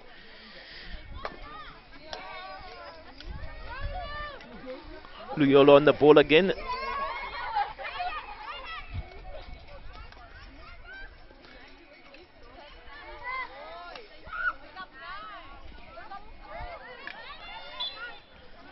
Henrietta doing very well there for Hunt Club, clearing the ball out of that area. That's quite a danger zone for them. JHS now looking at shifting the ball around, again going to the right hand side of the field. Quick free hit taken.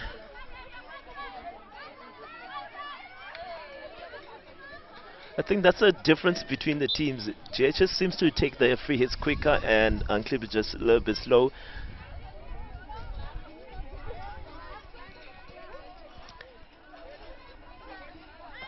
Luyolo on the left, let's see what she can come up with. That ball didn't travel 5 meters, so unfortunately she loses it. Yeah, she just needed it 1 more meter maybe. Might need to take out our rulers here.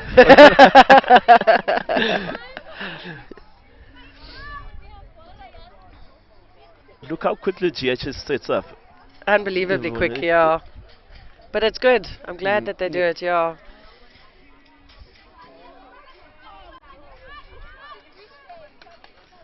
Number 10 seems to be making lots of those interceptions from GHS.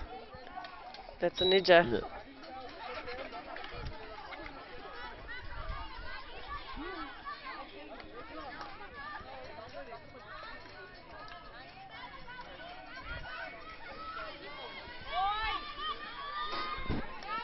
Hunt Club with the opportunity here. The JHS defenders having to run back. It's a good little steal, trying to get it out, and as we spoke earlier, we're looking at safety first, so she made sure that it went out the side. Good work right there from number 2 from JHS. So in the previous game, the Hunt Club girls were connecting so well, and they were getting their players, and it's obviously against a slightly more stronger team, they were struggling to connect again. They just need to find that niche again, and as soon as they see and find their players, I think they'll manage to get an opportunity in the circle. Just working the right hand side again. Yeah. There's a great opportunity for a shift here. A shift in player, shift in the field.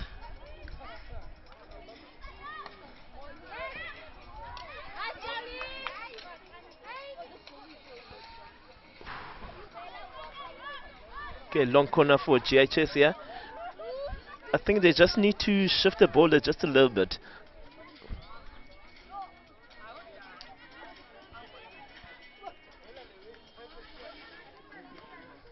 Just putting their centre back in a little bit of I had a little bit of pressure there with two Hunt Club goals on her. They're still managing to work through, free it just outside the circle.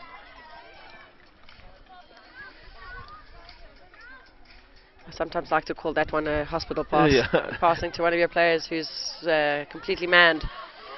Opportunity here for Unclip. Great pass up the field. JHS still holding that middle, so not being able to let Hunt Club get through. Yeah.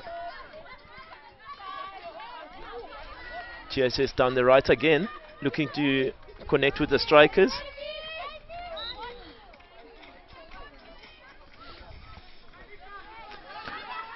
You see how quickly they get back into position, and then there is a quick turnover, so they're right back again.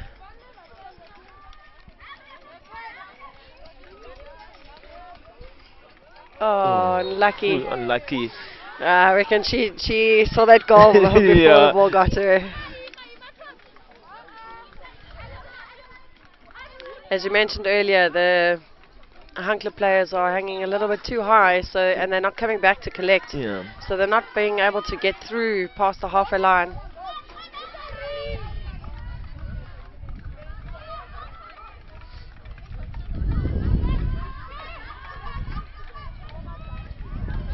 So Hunt Club working on the left. Great pick up from her. Managed to protect the ball quite nicely there, but just losing it the last little bit.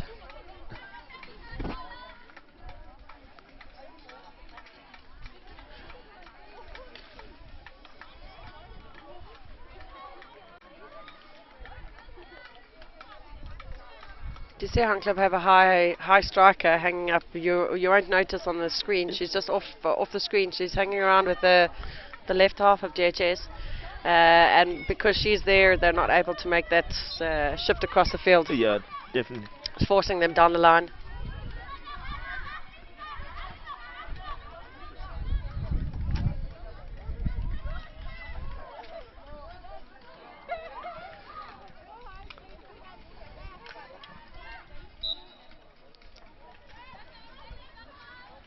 Anuja doing well there, winning the free hit for JHS. 16 JHS side, and Alawal North side, please get ready for the cleaning station and the screening station. Courtney doing a lot of work. Keeper save Keeper again. saver. What amazing hockey happening there, hey? I think there were at least 2 or 3 attempts there at goal, and the keeper managed to hold it out.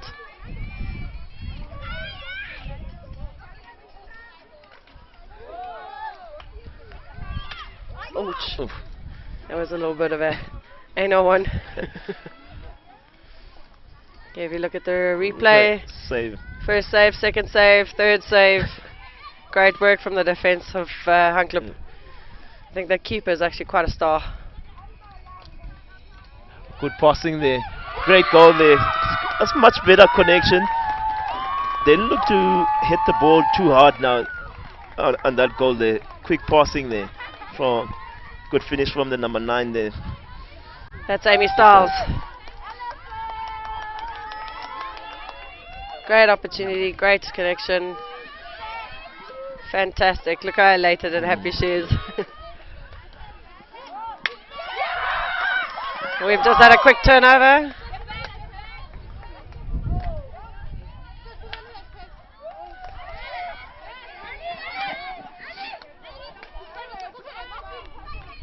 Just looking at shifting it across. They do really well with shifting it from the left to the right. JHS looking for a second goal here to close the game off. They seem to be finding their players a lot better now than they did earlier. I think they've just settled well into the... Opportunity. And it's wide.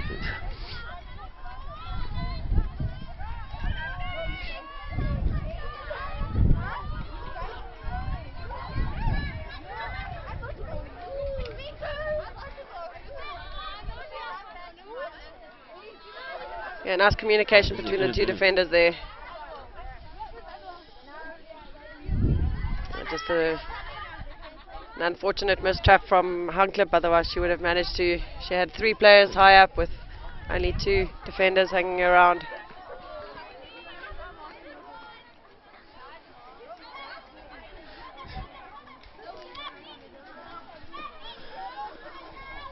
So with about 2 minutes left to play, Queenstown Girls are leading 1-0.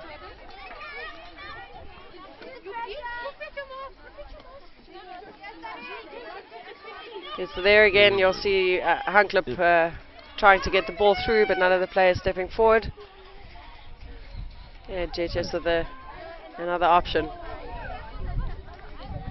I'd like to see them fill those positions in the circle there. I think we definitely have left post set up.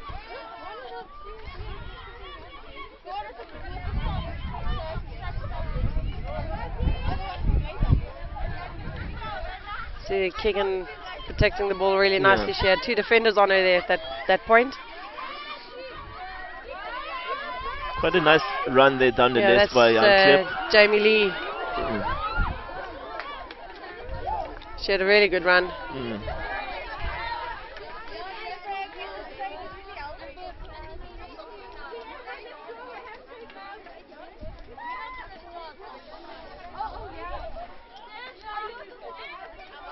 The captain there starting the ball.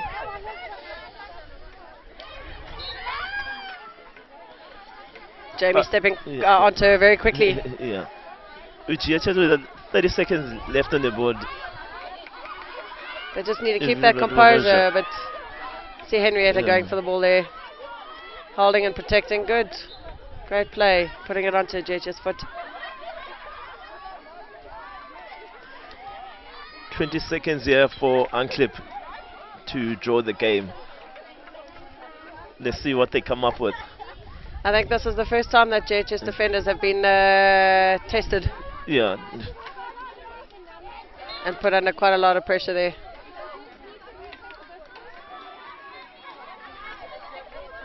There's about 10 seconds left of the game.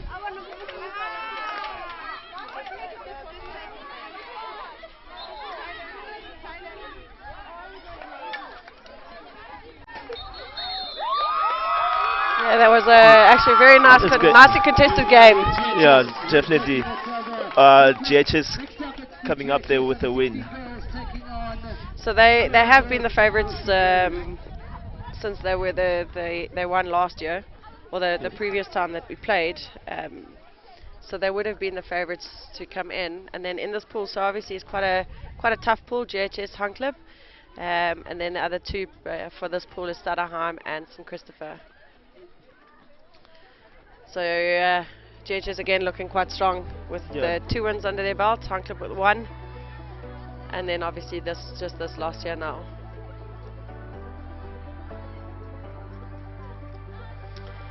Thanks, and we'll be with you for the next game.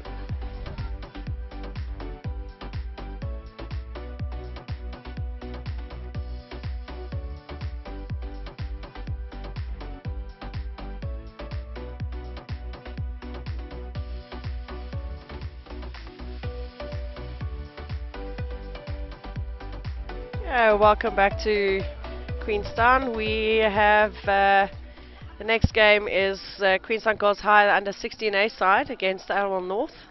This is part of our second pool, or Pool B I should say. The other 2 teams that are in this pool are De Vos Milan and Templeton. This should be an interesting game. GHS under 16 won their first game, and Alwell North also won their first game. Alwell North looked very strong, with lots of pace going forward. Players to look out for is the number 7 and the number 10 and the left wing number 12.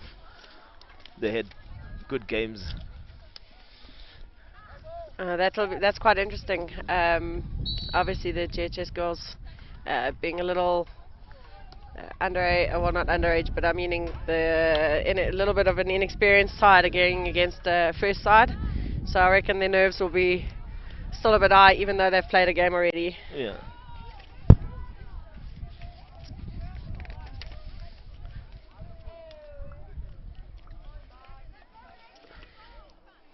There's always some really good players that come from Alwell North that end up playing in the provincial teams. Yes. They go to lots of Bloom clinics. Is that it? Yes, Okay, yes, because nice they're and obviously close to Bloom. And I think that's helps a lot. I know when I was in Bloom, they always ask for coaches to go there to coach their sides. and something that's also very interesting, they still don't have an AstroTurf in Alwell North yet. Yes, no. So they're very competitive for a school obviously that has no sort of a weekly. They can't get to a turf during the week, but obviously on weekends when they do the clinics, then they get to practice quite a bit on Astro. But there's a lot of good players that come from Alwell North.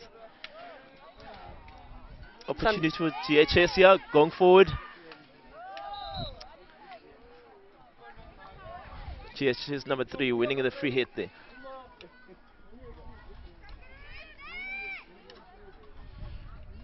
Alwell defence is keeping it out there. Just popped off a GHS foot up into there. I think it might have just grazed the defender's body there. She seems to be okay though.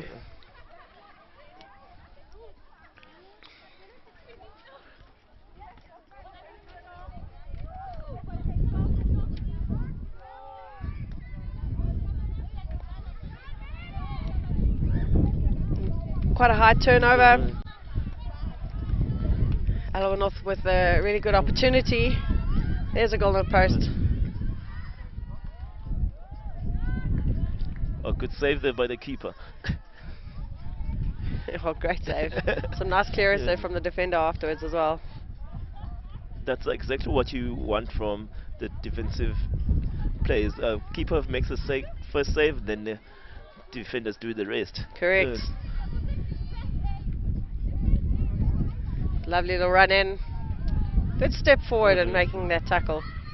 Opportunity for counter here for GHS. They just need to connect.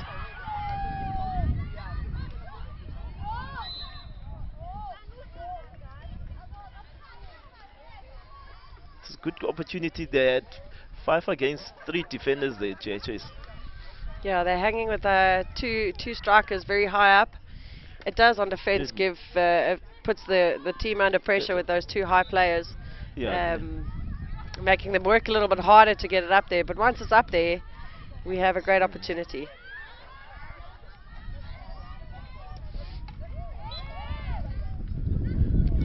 Players just struggling to keep the ball down. Another opportunity here.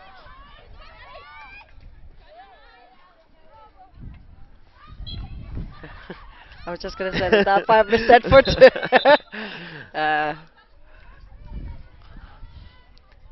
But he was waiting for a little bit of advantage, I think. I think the umpires have been good today, playing lots of advantage and letting the girls play. That's it, and that's what we want. We want Yeah. we want game to play, but obviously in a safe manner. We've got a long run across the field. A nice little touch there from the Alawal player. She's making a really good run. She just needs to keep it going for a little bit more. Yeah, and I would tend to agree with the umpire on that one. Hey, Oz. Yeah. Players just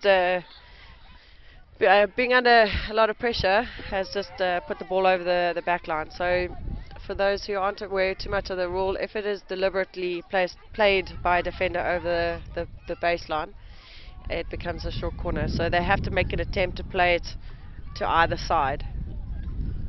First short corner here of the game, huh? That's it.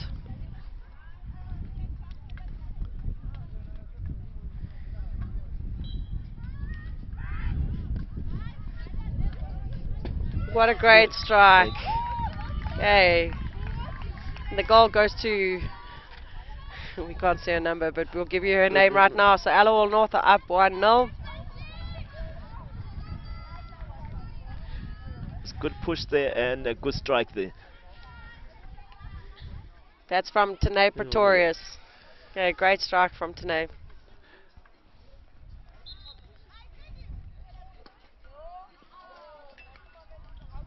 Just pushing it really back into the defence.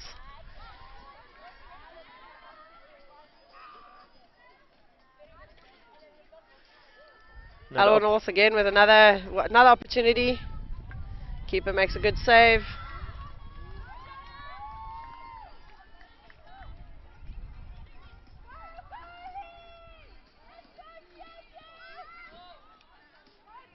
Don't know if you've noticed there, a lot of the schools that practice majority of the time on grass, you'll find that they don't have what we call a normal stopper for for attacking short corners. So they normally do the stop and hit themselves, just because obviously playing on grass it's not stable or flat enough for them to practice that stop.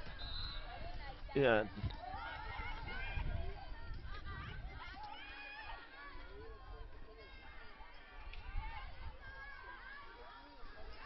Ah, nice little skill there from the GHS goal. Opportunity here for GHS under 16s. Bit unlucky there.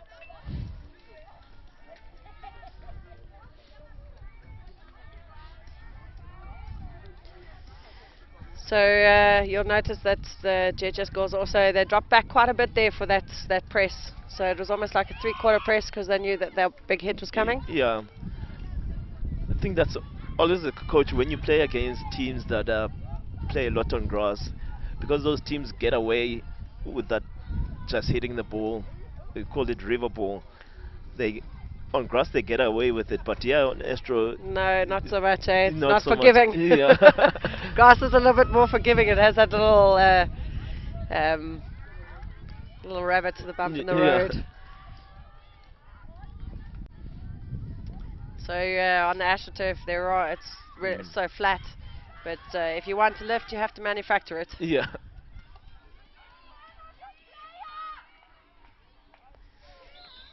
A little bit dangerous there, yeah. coming from quite a dangerous aspect. We have no wrong side anymore of where to tackle from, but if it becomes a dangerous aspect. So in the old days, we used to say that she's coming from the wrong side there. But the umpire was right in calling that. The player could have gotten quite badly injured if she'd stepped in too close. Yeah, these days, lots of coaches teach their kids to steal the ball from that angle. Good clearance from GHS. That is so true. Yeah. And it's actually a great, if you can get it right, it's a little bit of a high risk, high reward. But a lot of coaches train it so that to make sure that they're out of the way of danger.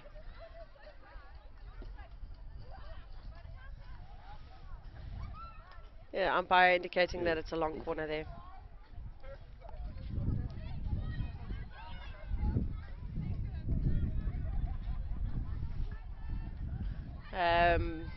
It's quite interesting to see. Yes, okay, so that was just the one rule where the ball has to travel 5, but it's very interesting to see if you look high up on the field. The GHS girls have really stretched the field immensely. Some benefits to that is obviously the counter works really well. Yes. But there's quite a bit of a disadvantage as well in the sense that Alwell North can capitalize on that space given to them.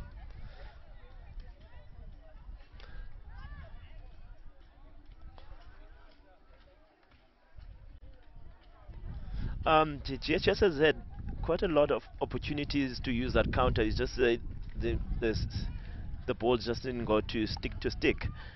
I mean, if they get that right, it could be a goal. Correct, because they were pretty much left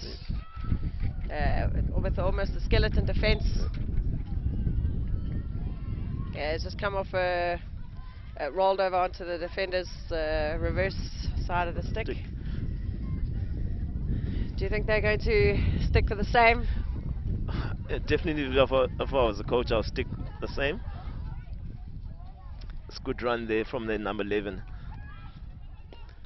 Yeah, Tane's got a great strike, so I would have maybe kept it with her. Yeah. Although Annika also had a good attempt there. Great little skill. Opportunity here, even advantage. Keep doing well to clear it outside.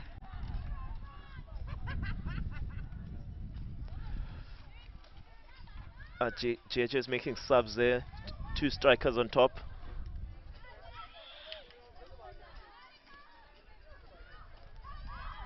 Two saves by the keeper and a clearance as well. And a third save. Gee, she's really playing nicely here. And that's GHS's future first team goalkeeper.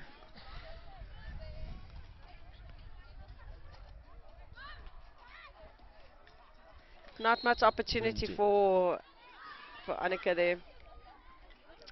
2 defenders on her, and her players just hiding behind defenders inside the circle rather than There's opportunity on the counter for GHS. They just need to connect.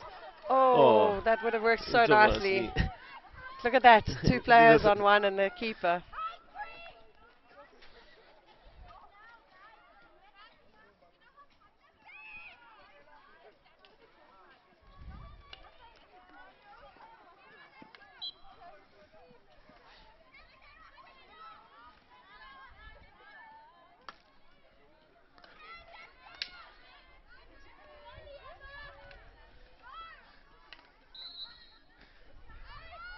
Free hit for GHS.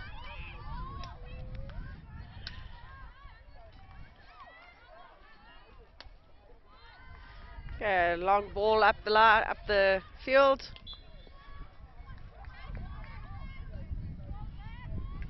tackle not so great. This could be dangerous for GHS. Oh yes. Ah, pity.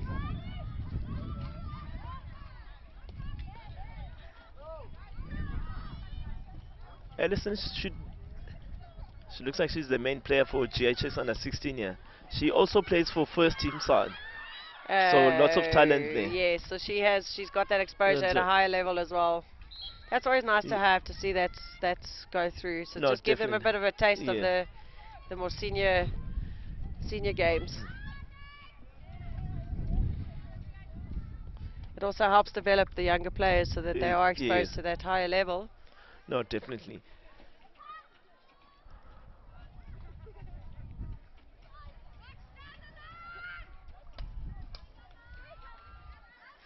See, they definitely looking for that river ball.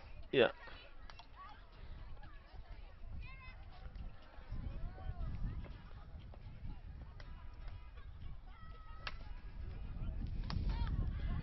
Playing with a little nice one too.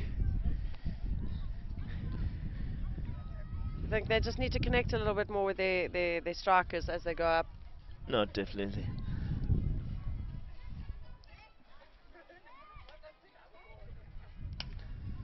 Megan with a nice strong hit there. Good tackle there. Some nice reactions, Yeah. quick reactions.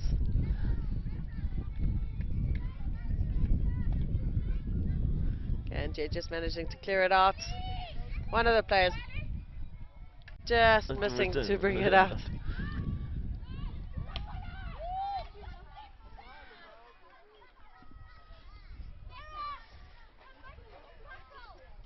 We're just getting a little bit of sun coming through the clouds there. Yeah, Making definitely. a little bit warmer for us up here.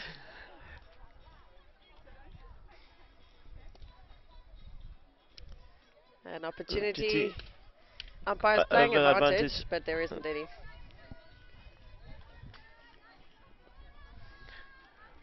Straight beat. Straight beat there. Good opportunity for Arnold North to seem to close off the game here. They go 2-0 up, 5 minutes left, and they've had lots of the ball. So Okay, that's Latita with a push out. Lovely one. That's number 2 for Tanae Pretorius. she seems to have a strong hit there on her. I think that's why they backed Solid her. one, Yeah. yes. And Very it's nice solid. and along the ground. Coach will be a little bit disappointed there, near post from the keeper. The post player was there as well. Yeah. I think she was just a little bit too far back. I think stepping up in front would have been a little bit of a better option. She just needed to take 1 or 2 more steps in front of her. I reckon she would have had that one covered then. Allowal North were almost on the breakaway, but Jets is holding on for the last few minutes.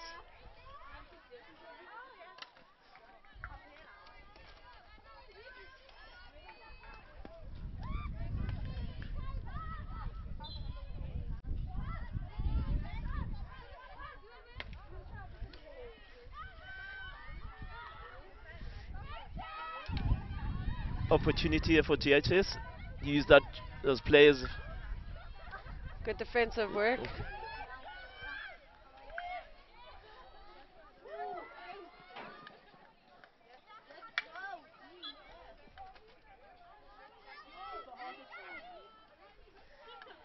Zintley just working the ball out from the fence. She did step up really nicely initially. Okay, just a reminder to the players that they have to stay 5.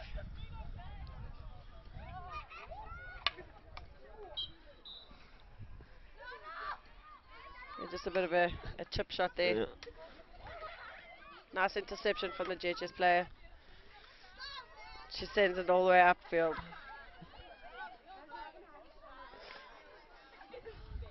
I don't know, the girls seems to be a little bit quicker and they react quicker than the GHS under 16s. I think that's just been the difference. That is true. They've been just a little bit more work, but I think that also comes with a little bit of experience. Yes, definitely.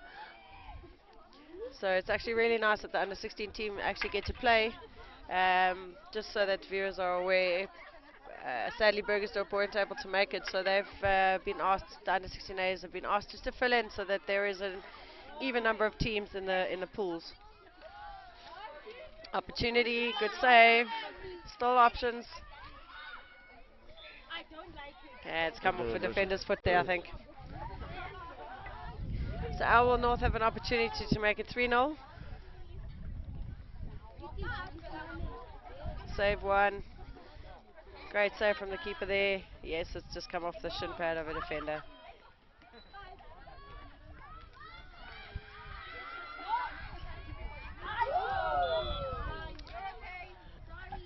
So rather nasty tackle outside of the circle. Umpire's given a short corner. There's an opportunity here for a hat trick. Okay, so that push out was a little bit off, I think. Oh, Aina.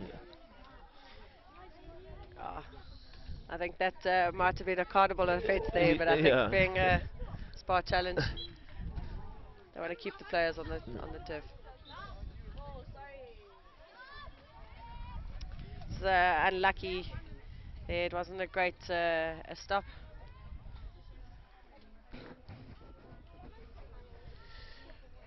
So there's just under 1.5 minutes left of the game. We have JHS for the 16. As before, they have stretched the field immensely, so they're obviously looking to beat the ball down.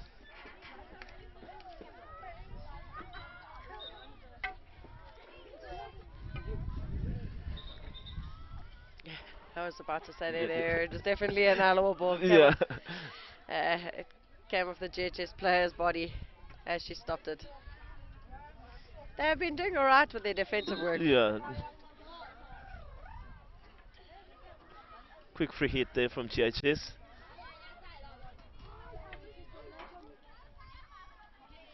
Zentley there on the ball, passing it up.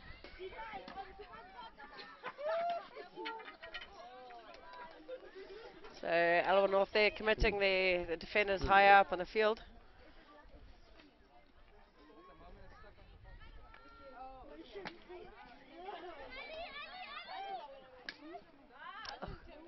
Little early roll. Yeah. Good shift. Under 16, she's playing there with the number 10 bib on her back. Just not being able to collect the ball. Okay, so that's the end of the game. We have Alworth with a win, 2-0. Okay, so they get the 3 points. And then coming up in the next game, we will have Stutterheim playing in St. Christopher.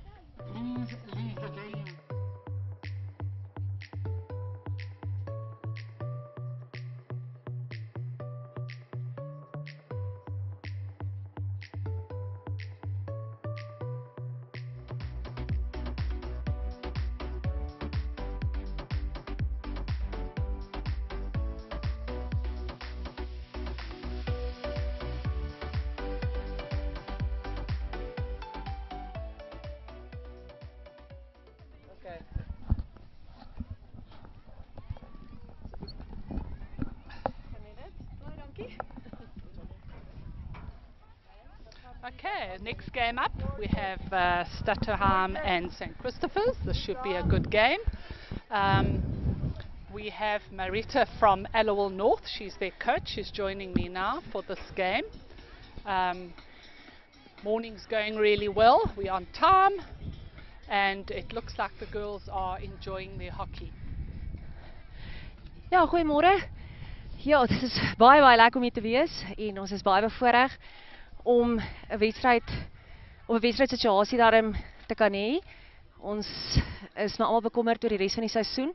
So ons wil ook baie dankie sê dat ons hier kan wees en vir die geleentheid.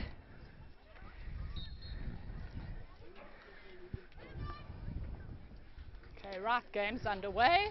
We have Stutterheim moving into their offensive circle. colours are a little confusing because they both are wearing dark socks. So we'll have to watch carefully.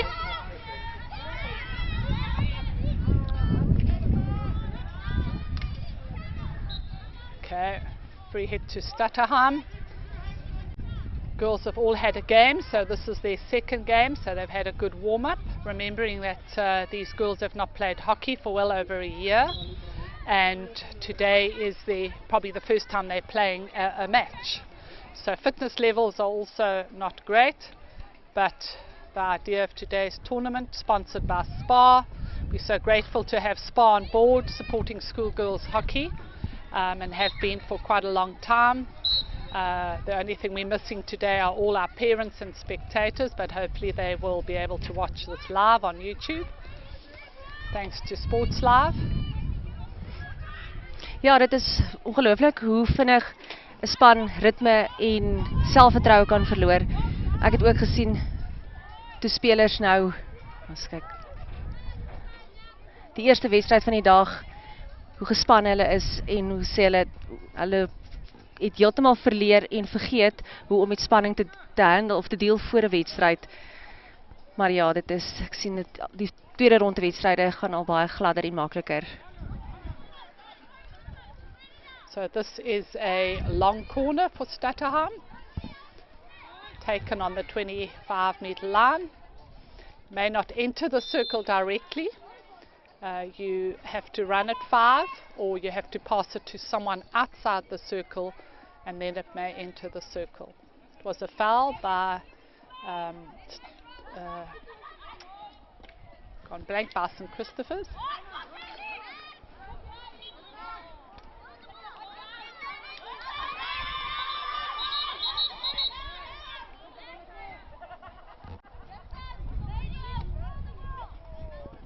Games are 20 minutes one way, so it's important for a team to use their opportunities when they enter the circle. Try and convert into a goal. St. Christopher's playing dangerously across the circle, but here they go with an attack. Stolen by Stutterheim. Free hit to St. Christopher. Lovely pass out wide. Ja, baie mooi. Another foul onto the foot.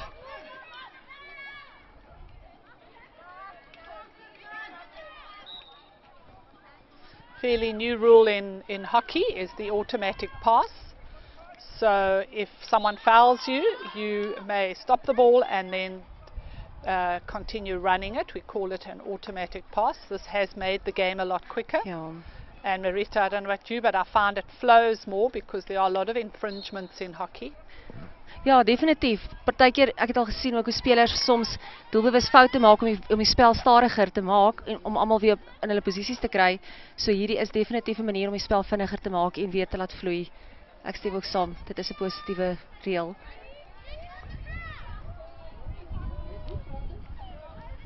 Okay, Stutterheim have a free hit outside their circle. Nice pass. And let's see what they can do with this.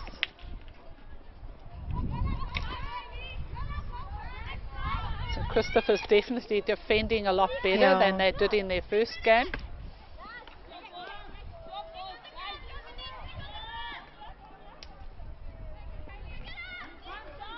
Both these small schools, Stutterheim and St. Christopher's, do not get much time on an Astro. I know St. Christopher's are in King, but they don't have an AstroTurf. I'm not sure if they get time on the Dale Kingsridge Astro, if they manage to find a slot.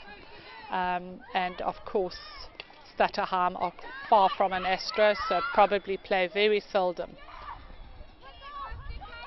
Ja, dit is 'n baie groot verskil in die manier van speel en die totale tegniek, hoe dit verskil ook.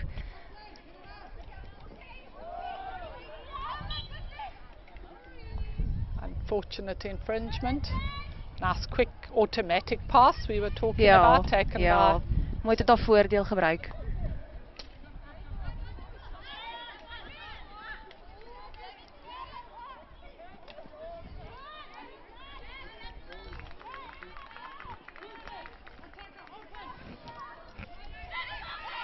Okay, yeah, we have a nice circle entry. Geleentheid. Oh, bad luck. Just needed to keep her eye on the ball. Stutterheim have definitely had more circle entries and seem to have a little bit of the upper hand. But you can see how congested the midfield area is. Ja. Lots of players there, so quite difficult. They need to spread the ball wide.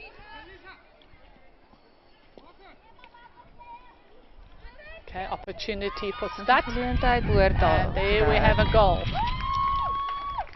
So Stutterheim now lead 1-0. Trying to see who that goal scorer was from Stutterheim.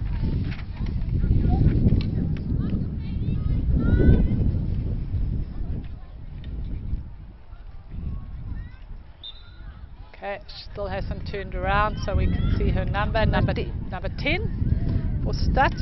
Crystal Braun, goal scorer for Stat, and they lead 1-0. Crystal Braun on the ball again, didn't manage to secure it. And Christopher's still trying to get out of this defensive area.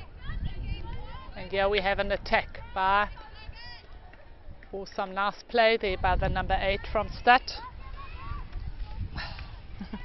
Sarah Becker having a little bit of wind here, so our team lists are not staying where they need to. Otherwise a beautiful day in Queenstown, surrounded by these mountains. Such a stunning outlook.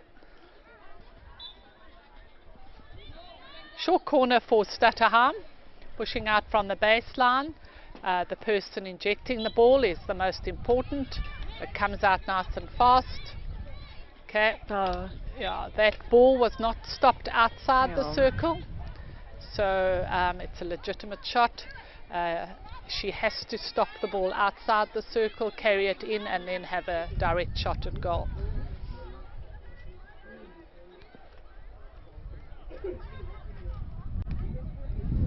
So St. Christopher's have the free hit.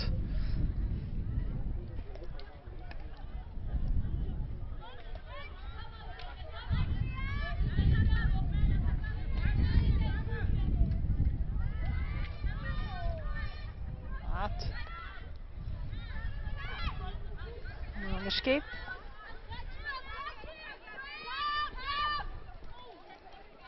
Okay, playing some advantage. Well done, Mr. Umpire. That's our Mr. Olifant. Ja, baie goeie voordeel.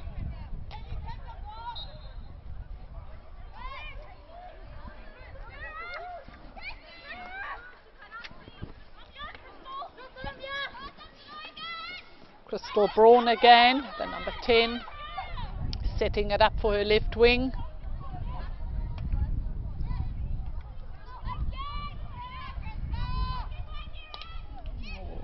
Oh, nice shot, but saved by the goalkeeper. Once again, we've spoken about the St. Christopher's goalkeeper, who actually stands behind her line. Ja, ek het ook nou gesien sy staan agter die lyn. Someone could just whisper to her. Ja. Life would be easier if she took a step in front of her line. Ja, want die oomblik as sy aan die bal gaan raak, dan gaan dit alreeds 'n doel wees. En dan gaan hy oor die lyn wees. She does step forward as the shot comes, but minimally. Look, see, there she comes forward. Oh. Okay. So that is second goal. I think it's for Crystal Braun. Stutterheim now lead 2-0. No, that was number 6. Ja. Logan Klaus. Logan Klaus. Klaus. Not sure how you pronounce that one, but anyway, Logan's got a goal and Stutterheim lead 2-0.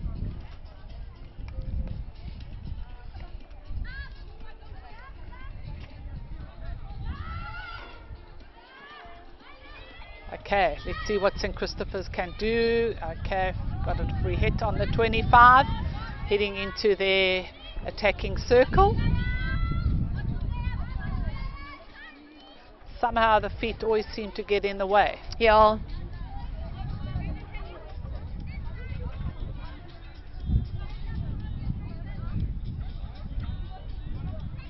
Okay. first short corner Geleentheid. for St. Christopher. Let's see how they use this opportunity.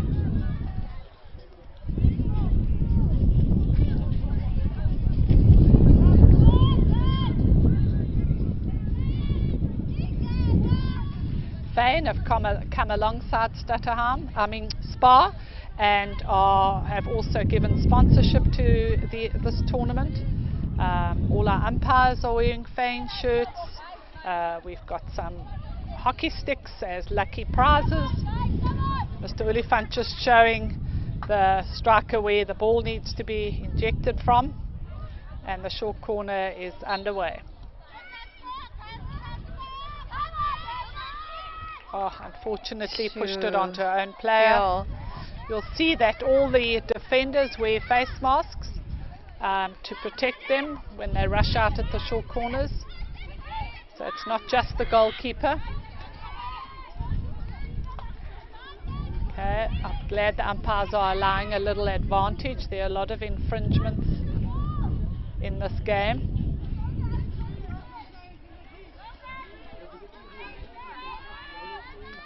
So Stutterheim still lead 2-0 in this game.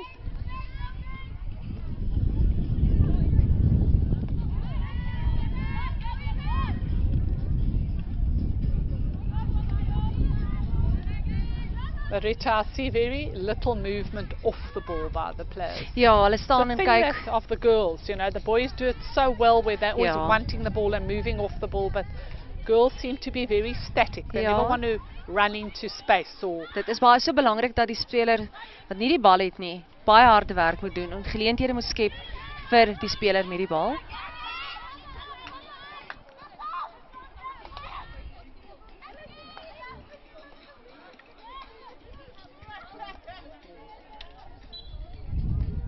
okay, free hit for Stat outside the circle. Passed it out wide.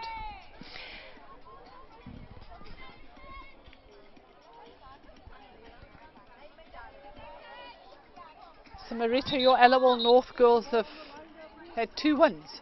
Ja, ons het sover 2 wenne agter die rug. Ja.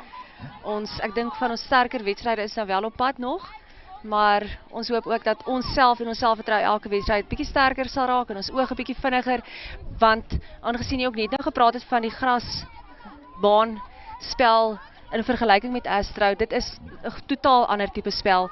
Jou tyd is baie meer op die gras en ek sien ook hierdie meisies, een van die redes waarom die balle ook partytjies baie in hulle voete vasgaan is omdat hulle tydsberekening is ook uit. Hulle dink hulle het nog 'n bietjie tyd en op die Astro is die bal en die spoed baie vinniger en dan is hy vinniger op jou voete. So dit vat ook 'n rukkie soms om net weer in die spoed van die Astro gewoon te raak. Maar ja, ons Some nice skill there. ja, baie mooi.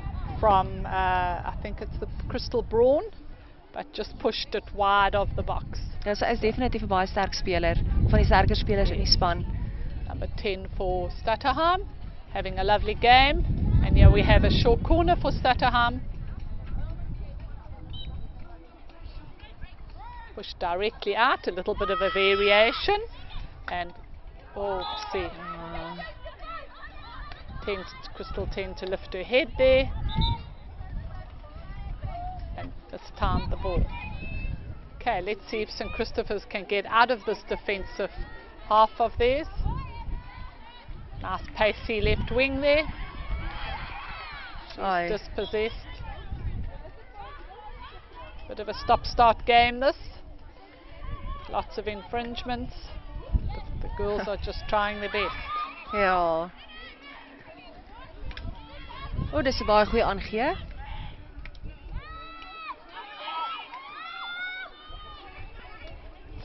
See, there's a big gap, Mariette. Ja, baie groot. They seem to have no one in the midfield here, St. Christopher. Ja. Maybe too many players behind the ball. And, oh what a save. O, dit is wel 'n doel. Is dit 'n doel? Ja, Ja, sy hulle was het hom agter die gegee. lyn. Dis hè? reg, ja. Right, so at the moment on the turf we have Stutterheim taking on St. Christopher's. Next That's up, what we were the saying. The team Yeah. goalkeeper, of the Castellan unfortunately, and Templeton could please stop stands getting so ready. far back Thank you. that okay, that goal I think was scored by number 9, Kaylee Fantonda from Stutterheim. It was a lovely goal. She just ran it up the keeper and slipped it in, but the keeper was standing behind the line.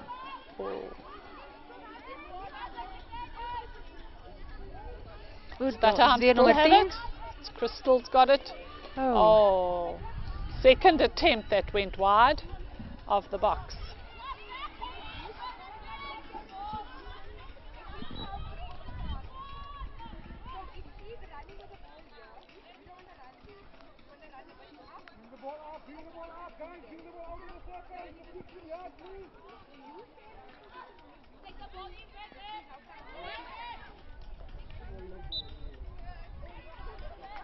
There, they've used their automatic pass. She's nice and pacey. Ja, dit is, ek het haar net nou ook gesien. Number 12 from St. Christopher, Hayley Thompson. Working really hard in the midfield there for them. Nommer 10 hang nou permanent hoog. Jy kan sien hulle is nou besig om 'n meer aanvallende wedstryd te speel. En waar sy gereeld dan voor die doelwagter kan staan om die bal te ontvang. En dit is soos sy alreeds ook die vorige doel gekry het.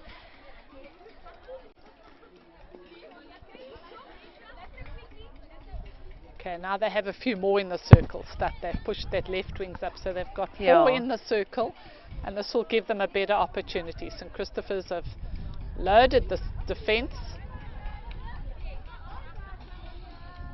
Okay, unfortunately rolled onto her foot. And St. Christopher's now have a free hit. We call it a 16 yard because 16 yards. It's an old term, but it's actually the free hit outside the circle.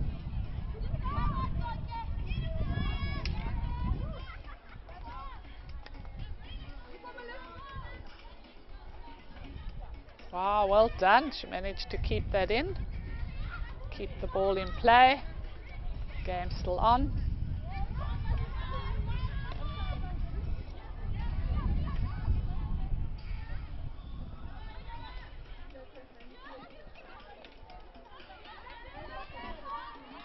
Nice ball back into the middle, and we should have a goal here. Yes, Crystal Braun. I think that's her 3rd goal today in this game. Ja. She certainly is one of their key players.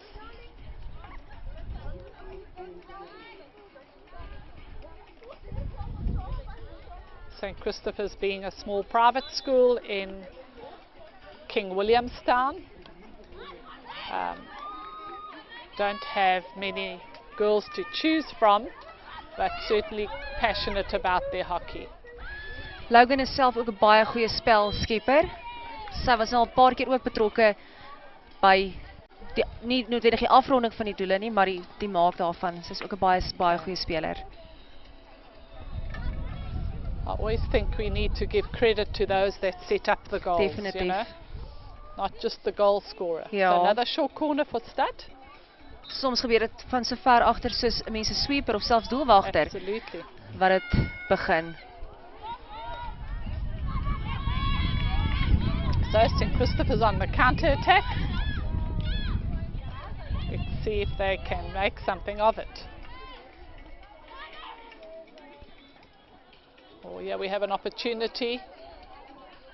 Oh, unfortunately just out of her reach. Rolled over the back line.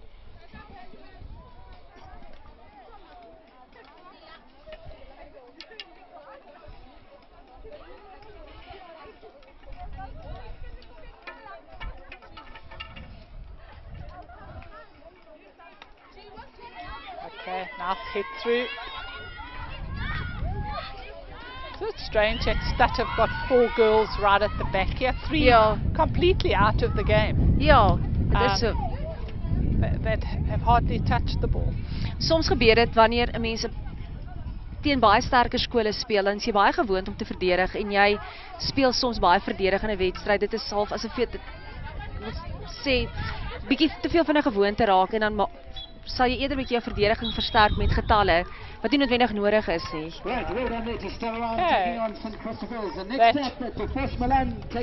was a good win there for Stutterheim. And I'd like to say Crystal Braun for me was certainly the player of the game in that game. Our next game up, Templeton versus De Vos De Vos Milan, Milan, hè? dis Templeton reg. versus De Vos Milan. Dis reg.